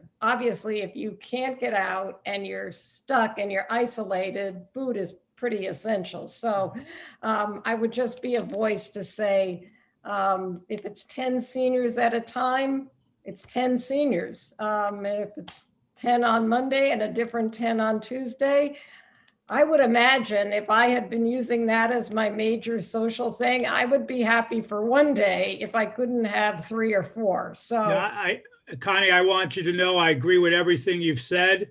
I just want to go back to the first word I started with tonight, which was the word safe. Making sure that when, it's a tough decision to say when it is safe to bring them back in. Right now, I ask every senior citizen listening to shut your computer off so you don't hear what I'm going to say. Okay, they've all done it. Seniors don't listen. They will, many of them are difficult to work with in the building, and we've found them, they can't go in the kitchen. They can't make their own food anymore. There are lots of things that have to change. And Joan and I continue to work on how to do it. Now, you talked about shopping. Saturday was a great day. It's actually the first time I told you we used the new bus. I am fully expecting that sometime in April, no later than May, the 4 people bus shopping will become a regular thing. And my overall goal is hoping June 1st, some type of return to the inside will happen. Now, again, remember, we're talking to everyone out there who's doing programs. Of course, the vaccine helps a lot, and that's one of the reasons we're trying to, do as much as we can to help people. In addition, it just makes them feel better to get the shot, it's just a sense of help. So yeah, you're right. And that's got to be a big goal for us. And we've got to figure out ways to do it. It's front and center. It'll sure make Joan's life a lot easier.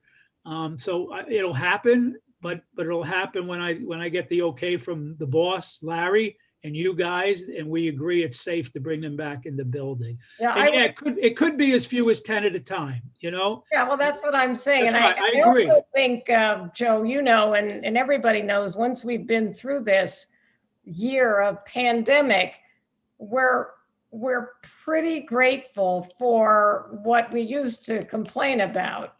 So I agree. I would say that when you've been waiting to do something for a year and somebody says, you can't eat, you can come here for 2 hours, you can bring your own this, but you can't do that. So I trust that with all your skills and your staff skill, I would say, you know, the sooner the better, and I'm sure you agree. And I also did want to say that I'm a regular walker in, I see your staff frequently in Scenic Hudson.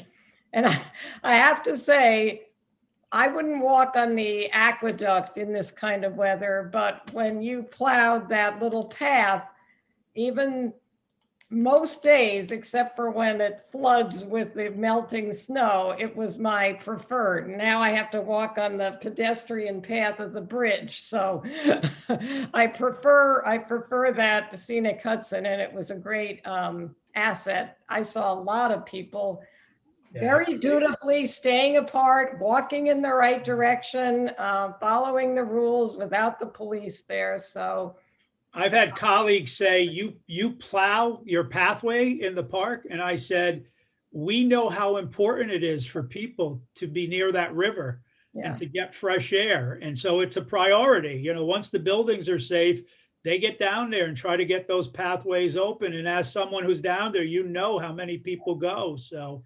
it's an incredibly important part of, because I wouldn't try to walk the trails of the woods, right. but I would walk, you know, a plowed area. So one of the positives, it's not a positive. One of the things that's definitely come out of this, which we recognize, is we've always known how important we think we are. I think people realize how important recreation and leisure is to all of them and to the community, more so now because of what they've gone through. So, you know, with that said, we've got to keep moving forward. We got to keep finding more ways to do things. So, all right. Well, if you want to call on me as a co-senior who doesn't use the senior center, I'd be happy to be involved or helpful if I can be. Appreciate that, and I will definitely let Joan know that. Okay. Rick or Larry, anything you guys think I need to go over, or you're happy with it? I think you covered it. My only comment would be with reference to the full-time position. We need somebody to not so much take ownership, but take full-time pride in what we've developed at the Nature Center. And, you know, Scotty going up and then, you know, this different people going up and back and forth. I don't think, you know, it's in their heart to really make it what we want it to be. And I think it's just it's a take ownership type thing for me. You know, to put a full-time person there who's going to, you know, take ownership. Thanks. I agree. And again, you've seen it firsthand. You know, I'm also anticipating that person running the Irvington Woods Committee meetings, which would make me very happy, you know, because they'll be in charge. So, but again, it seems like you're all supportive of it. And when you have to make the decision, I hope you'll remember all the good things about the Nature Center. Oh, and I have one more thing. It's finish what you were saying, but I just didn't want you. No, I just want to talk about Matheson Park before we close out. On the question of the summer camp, you know, as you described, and I know this from the business I ran for 20 years, wasn't camps, but you know, the way in which the expenses stay the same, but it's those last 50 people or those last that make it more fiscally possible. Like, so is there a point, I mean, the decision about having it or not having it, you know, to have a camp for 30 people, is that, I mean, where is the line where it's just too expensive for too few kids? Who's deciding, or how are you deciding that? That's a fair question. One of the things, Teenscape, which I didn't talk enough about, it's likely and probable that a similar Teenscape program that we're used to cannot happen because of travel, because of busing and things like that. So the staff is working on several different models of Teenscape right now. What we may have to do this summer is, instead of running it as a camp, run it as individual programs, which means we do not have to follow the criteria of the Department of Health. We just have to follow our criteria as far as safety and staffing, and that will allow us to save a lot of money and still offer teen programs. If we were down to running a day camp for 30 kids, we would likely not do that. We would offer multiple programs. So you may sign up for dance 5 days a week for 3 weeks, or you might do dance 1 week, cooking another week, hiking another week. So we're looking at many different models. I would hope that we would be able to offer a minimum of 100 kids in camp. To me, that's a good number and a workable number. Maureen's hoping for a little bit more than that. One of the variables too is you don't know how many people are going to be afraid to send their kids to camp. On the other side, you don't know how many people, because they've got to get rid of their kids right now, will be looking to find camp situation. So we'll evaluate that. We'll keep looking at it. I can promise you, if we don't get 75 to 100, or can offer a 75 to 100 kid day camp, we will likely change the model and look to run multiple series of 1 or 2 week programs, which will be cheaper in the long run. That seems reasonable. And I do appreciate that your camp, I mean, compared to the expense of the camps that some parents want to put out the money for and can afford to, is one thing, but the day camp here was always a little more reasonable. So I appreciate that. And RPAC has always made it probably their number one priority, is to always, for the most part, RPAC allows me to lead on things when we do pricing and stuff. When it comes to day camp, it's always been and always will be RPAC's decision, because we've always felt that day camp was the most important program we ran for the community, because of the different levels of help it offers to families, to kids, to parents, to the whole bit. So we've always tried to make our camp a reasonable expense. Now, I will tell you that if we can get to 100 or 125, and we're going to lose money, that I will likely still ask you to let that happen, because I don't think the community, I don't think they could afford to not have some options from us in the summer for their kids. So, but again, that's why I said work in progress. There's still so much happening every day with these discussions. So, okay, thank you for. Yeah. All right. So Matheson Park. So after we received the request from Dr. Lonke on your behalf to come up with some recommendations for what to do with Matheson Park, with the understanding that whatever we were going to send you, there was an understanding that you'd want us to be representing how the park could be open if it was open to the entire public. So RPAC spent many nights and days in discussion on what to do. Unfortunately, and I'm just being totally honest with you, after we had held our main 2 nights of developments of recommendations is pretty much when I was supposed to put it together for you. And that's when I got ill, and I just wasn't able to pull everything together. So instead of going back and doing it all on my recall, RPAC is meeting again Wednesday night of this week, so that we can make sure we're all on the same page. And once that happens, I will forward recommendations to Dr. Lonke and Larry and Brian, and it'll work its way to all of you.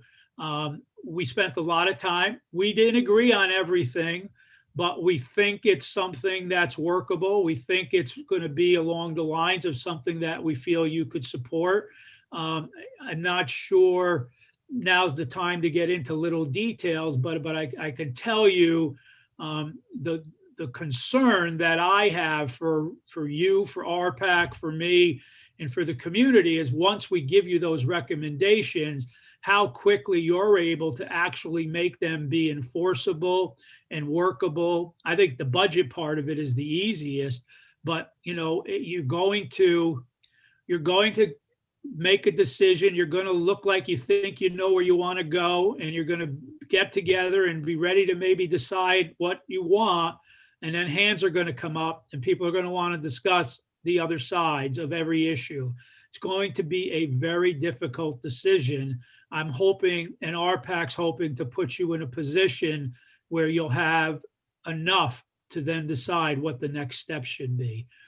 Your public meetings on the topic should be quite interesting, but you're used to that. That's why we get the big bucks. Yes, it is.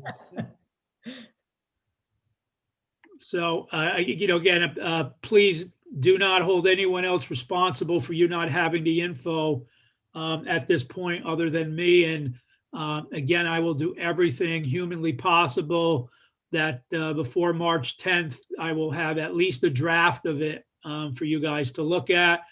And I'm appreciating RPAC getting together again for me on another night to make sure I've got all the right information.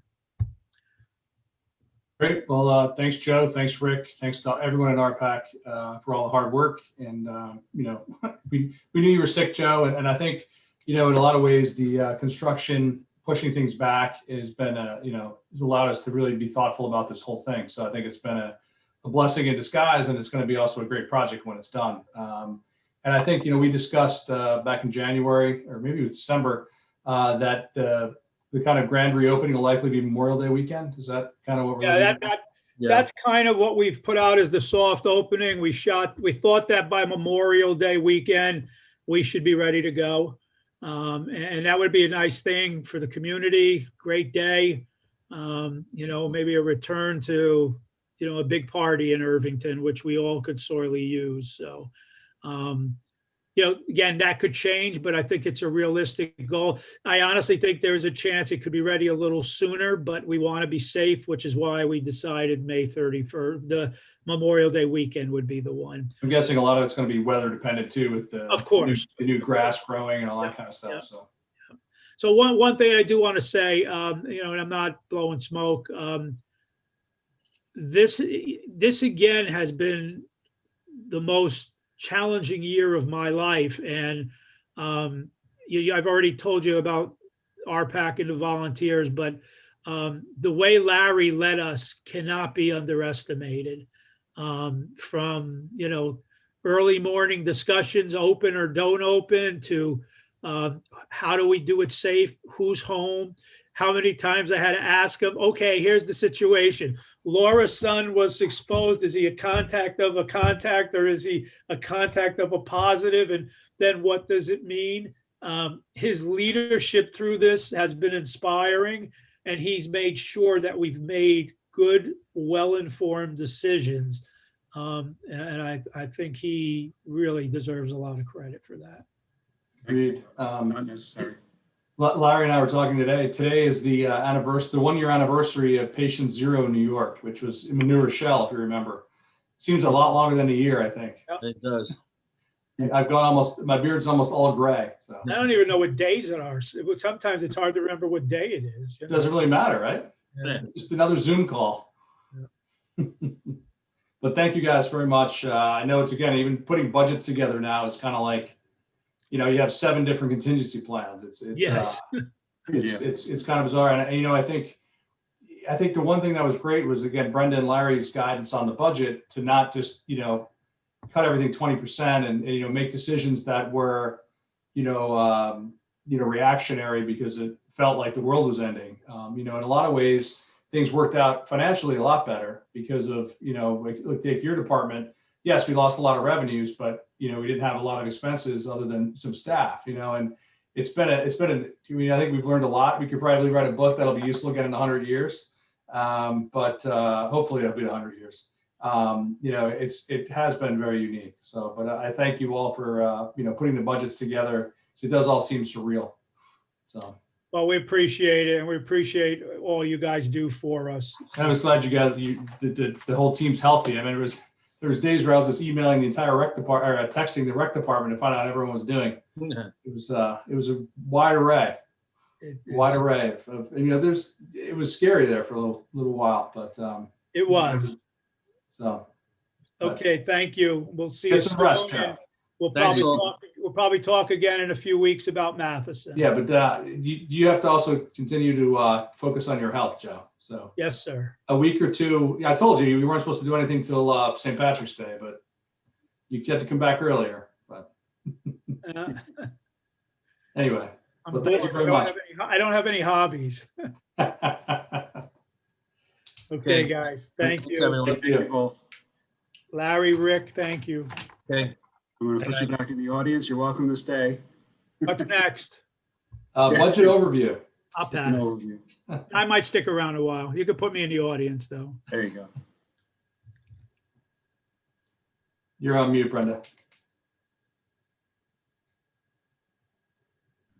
Here we There you go. go. I thought, Larry, perhaps we would start with just maybe the schedule. I sent over a timetable. I think that's a good idea to see and have the board look at. Well, that would be good, except I didn't see it. So What was it give now? me a I'm second. sorry. No, only because I had my sheet and my screen shared. So Okay. hold on. Yeah.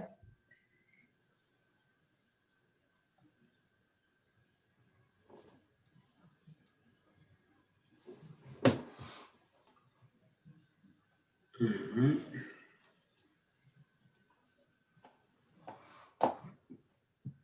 Shared with the mayor that I'm feeling a little rattled. Okay. All right. Okay. Mhm. So here we are on March 1st. We had the Recreation and Parks Department, and we have 2 more meetings before I have to file the tentative budget.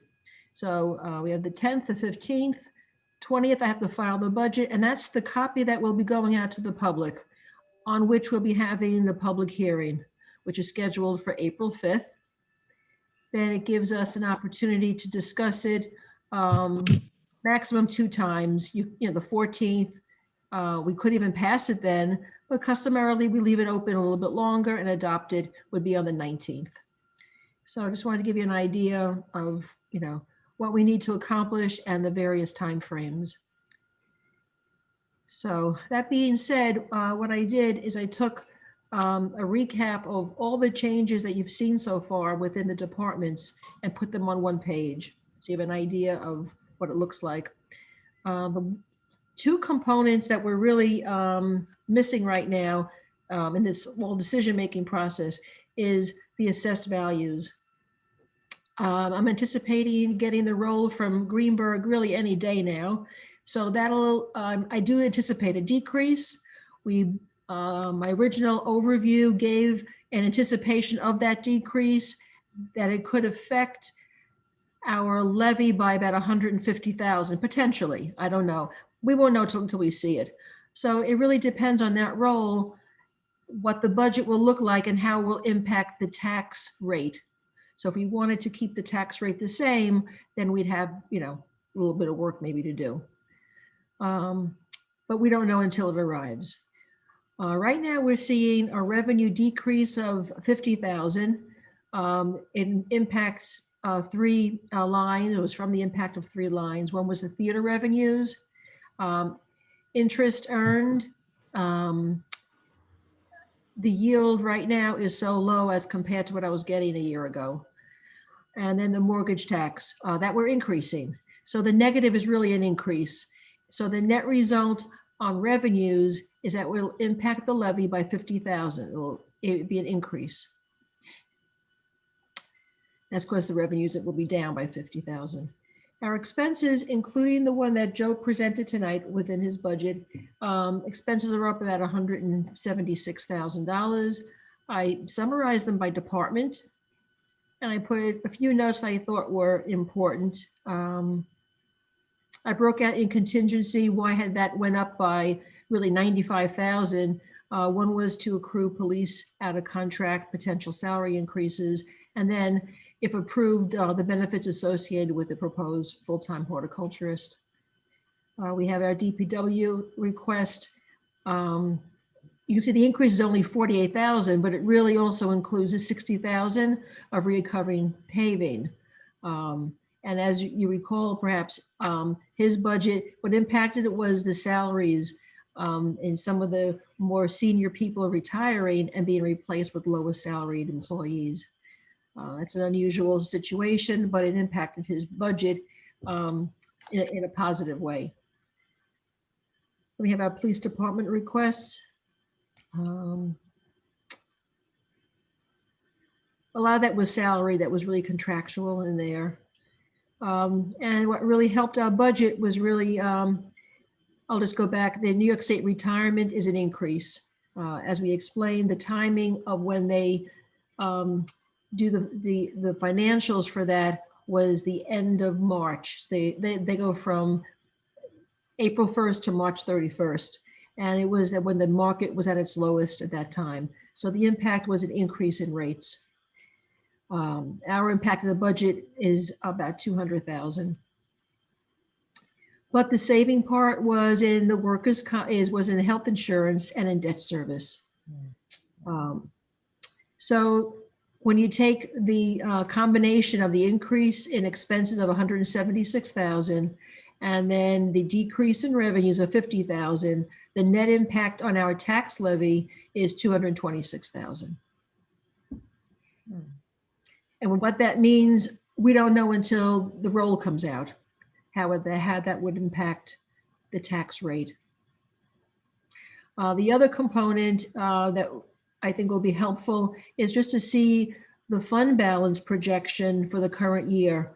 I'm working on that right now, but I didn't have it complete for tonight. How, in Parks and Rec, the revenues are way down, but so are their expenses, very much in line. But to come up with a projection, I didn't have that for tonight. So that's the other part, to see how much, let's say, of fund balance we can, appropriate for next year. Last year was $380,000. Do we do that again? Can we do that again? So that's the other, I think, two pieces of information we really need before we analyze the budget in its entirety.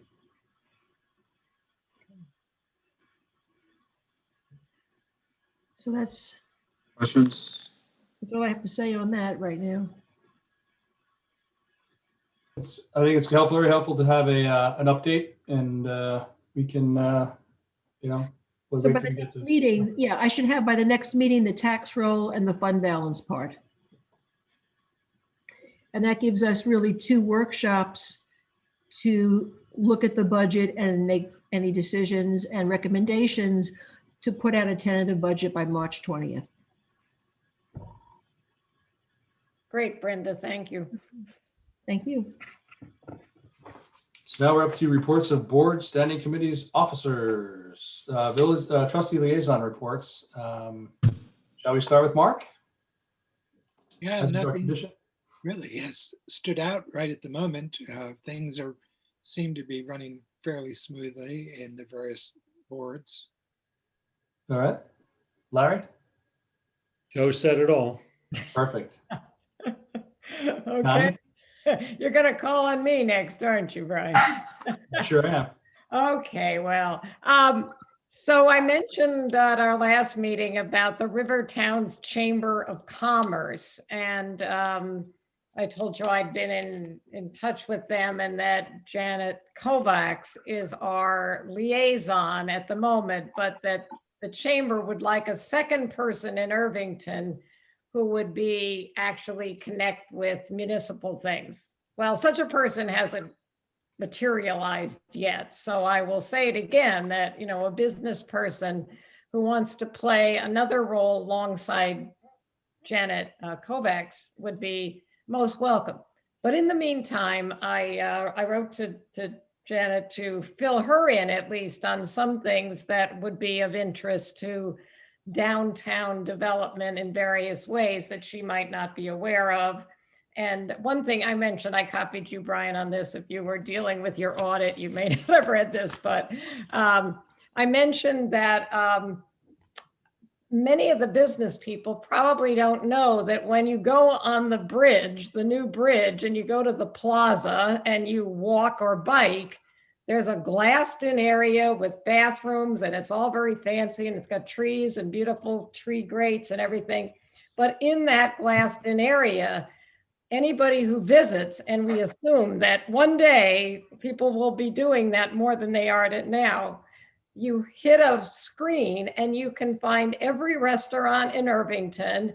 You can have it go to your phone, as I did today, and you get the exact location of the restaurant. There's a picture of it, a description, and also all the attractions. So, I mean, I'm hoping that Janet, will want to let businesses know this, as well as, the public, because visitors are important to business here.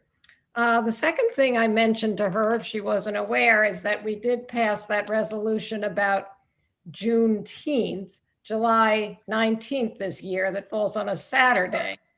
And I wanted her to know that we hope to have a simple, on the steps of Village Hall, a few speakers, and that if other community groups were doing something, that there could be some coordination. And of course, we don't know what safe is yet in July, but if we want to think positively, it might be a great thing for Main Street to at least know that there might be a few more people walking around, and it might help some of our, obviously some are struggling and have struggled so badly that they're, closing. But so I filled her in. I haven't heard back from her, but happy to coordinate with you, Brian, because I think you know a little more about what else might be planned. But I think we need to get a few people invited and set up for that day, even if it's very low key. So not much to say about the theater, except that you had mentioned a few things upcoming that you were involved in. So anything you want to add, go ahead. No, I think we do have some programming coming up. I believe April there's some in March and some in April. So we'll be sending out email blasts. Yeah, okay. Janice. Janice? My turn. Fire department, 18 calls this month, 43 calls year to date. Annual apparatus maintenance was completed. COVID response, they're continued to encourage both testing and vaccines, and training, of course, continues every month. What's coming up tomorrow is active shooter training with the IPD. And in February, there was building construction and gas meters. The library, I love a report that starts where to begin. I'm so proud of the programming. This is a very long report. I have been given permission to pick and choose. So what I'm going to do is simply read the names of the programs that are available, and by all means go to irvingtonlibrary.org to find out more specific information.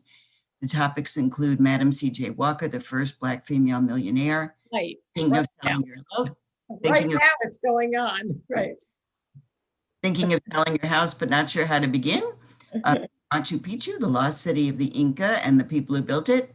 Activist Academy, disability rights, education, and advocacy. An Irish song celebration, introduction to personal storytelling, and tips and tricks for remote learners from a homeschool veteran.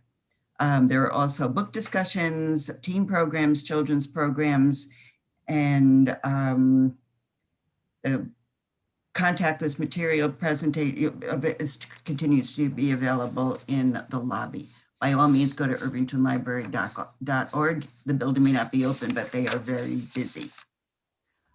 In terms of the school, to nobody's great surprise, this is a difficult budget year. They're looking to maintain programs, not looking to start new initiatives. The big topic right now is trying to figure out how best and safely to reopen the schools, and they're focusing on staff vaccinations, testing, and compliance with the New York State Department of Health guidelines. Options, of course, of phasing in full attendance, going right to 100% attendance, maintaining 100% remote attendance. So there's a lot to consider, and they're reviewing health and safety, social and educational, instructional impacts, as well as impacts on activities and transportation. There is a reopening committee, and the Board of Education is expected to make its recommendation on March 23rd and implement by April 30th. And this has been a tough time, obviously, and a great deal of time and effort is going into trying to craft the best possible plan. Okay, that's it for me. Thank you. Village Administrator's report. So just a quick report that I know the board is aware of, but just to outline it, we did receive notice of a bankruptcy of DiNardo Capital Management and DiNardo Capital Two, I think two related entities. And we received notice because we are an unsecured creditor of those entities or related entities. And mostly by virtue of the rent associated with 86 Main Street, which is unsecured amounts owed to us.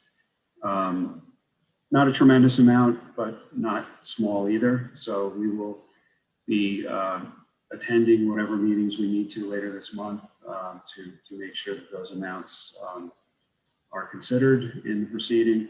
We do have tax revenue that's owed to us by some or all of those entities, and but those are secured amounts. So that's not really what we've been invited to participate in. Those are secured by law through the lien process. So we'll be, right between Brenda and I, will be on top of that. Great. Village Clerk Treasurer's report. Village Attorney's report. Public comment.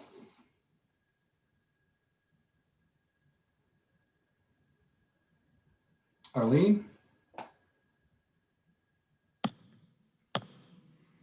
Oh, hello? Hey, how are you? Hi, good. I mean, I want to say that I'm a little bit distressed because I am really distressed by the comment in the Q&A. And I want to say that I sort of think that we started tonight with Father Ashman's letter, which talks about Irvington being as close to Mayberry as you can be. And I'm just gonna repeat the comment in that comment box, in the Q&A box, which said, I think, "Go die niggers."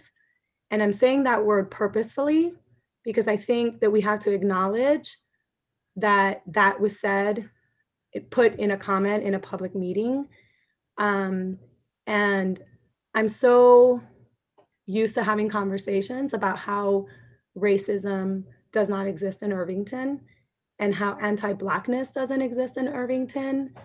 And I think that, one of the hardest things about racism is to kind of address it when it happens. And I think it's uncomfortable, and it's uncomfortable for me to say that word, but I wanted to say it because I think it's important to acknowledge when people feel comfortable dropping this in a really public setting.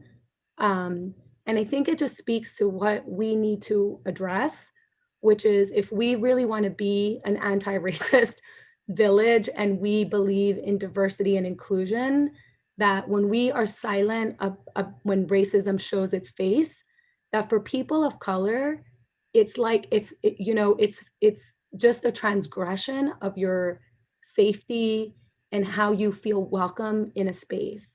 And I just think it's important to recognize it. I think it's important to to say, we are not going to stand for that as a community. We are better than that. And we don't need to be silent. We don't need to be quiet when that shows up in our community, because I think there are enough of us in this community that believe that Irvington is a good place to live. It is a welcoming place, but it can't be that if we're going to be quiet when those people show their faces or when they make their comments. It's uncomfortable, but we just have to address it. We really have to address it because it's painful, to be in a position where there's silence about those things. And so I just wanted to bring that up. I know it's not comfortable. It's not comfortable for me, but I wanted to say the words because I just feel that, I've been in so many conversations where people deny sort of what's there. And it's not that it's everyone, but when it shows up, we as a community have to say no, we don't accept that. And no, that is not how we feel. And we have to just kind of call it out when it happens. So, I mean, I honestly didn't intend to sit through all of this meeting, but I felt like it was really important to say that. Well, the only thing I'll add to that is that I don't respond to anonymous cowards. And that's the only reason. If it had been someone that had spoken, that's what I think they were actually trying to do, was to get on and like his other idiot friend that, had to try to ruin our meeting as well. And I feel like when you have someone who's trolling just for the sake of trolling, that I like to spend a little time letting them interrupt our business as possible. But I do agree that you have to acknowledge it, say we don't accept it. And, Larry and I have already been chatting offline about how we're going to have to figure out, this is the first time we've had this on Zoom. I don't know if you were on the Mondaire Jones call where there was child pornography put on the screen, but, it's Zoom has gotten better with it, but it's still a disaster. Because I don't think that coward would have said it at a meeting. I know he wouldn't have, or she wouldn't have. I shouldn't assume it's a male, but it usually is. To me, it was despicable. It's unacceptable. And it's someone using the technology to spread their stupidity, if not their actual racist views, but they knew that word would get a rise out of us, and it did. And honestly, it derailed the meeting in some ways. I know Larry was distracted, I was distracted, and we didn't have a very productive meeting because some jackass had to do something so inappropriate and despicable. So it's unfortunate. I think that is the one huge downside to a lot of upsides of having these, very accessible meetings where we can hopefully have, more people involved. I think, we're actually frankly been lucky. This is the first time we've had a jackass like that tried to disrupt our meeting. I appreciate that, Brian. And I think I understand sort of the balance between sort of giving a platform to that kind of person. I absolutely appreciate that. I just think that for me, sort of juxtaposed against Father Ashman's letter, which is, we live in Mayberry, I think it was just a little too hard for me a pill for me to swallow, and not sort of speak on the fact that, like, we all have a responsibility, to speak up. And, again, like, I don't believe that is the sort of prevailing feeling, but when it happens, I think we have to, as a community, say, I love the sign on Main Street that someone has on their house, which is, hate has no home here. So that's that's all I wanted to say, but thank you. Thank you.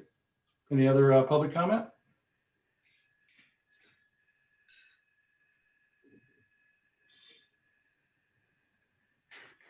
Review of action items, Larry? I didn't see any. Yeah. So I will make a motion to adjourn if I can have a second. Second. All in favor? Aye. Aye. All right. And the board is meeting with Mary Ann, correct? You have that link?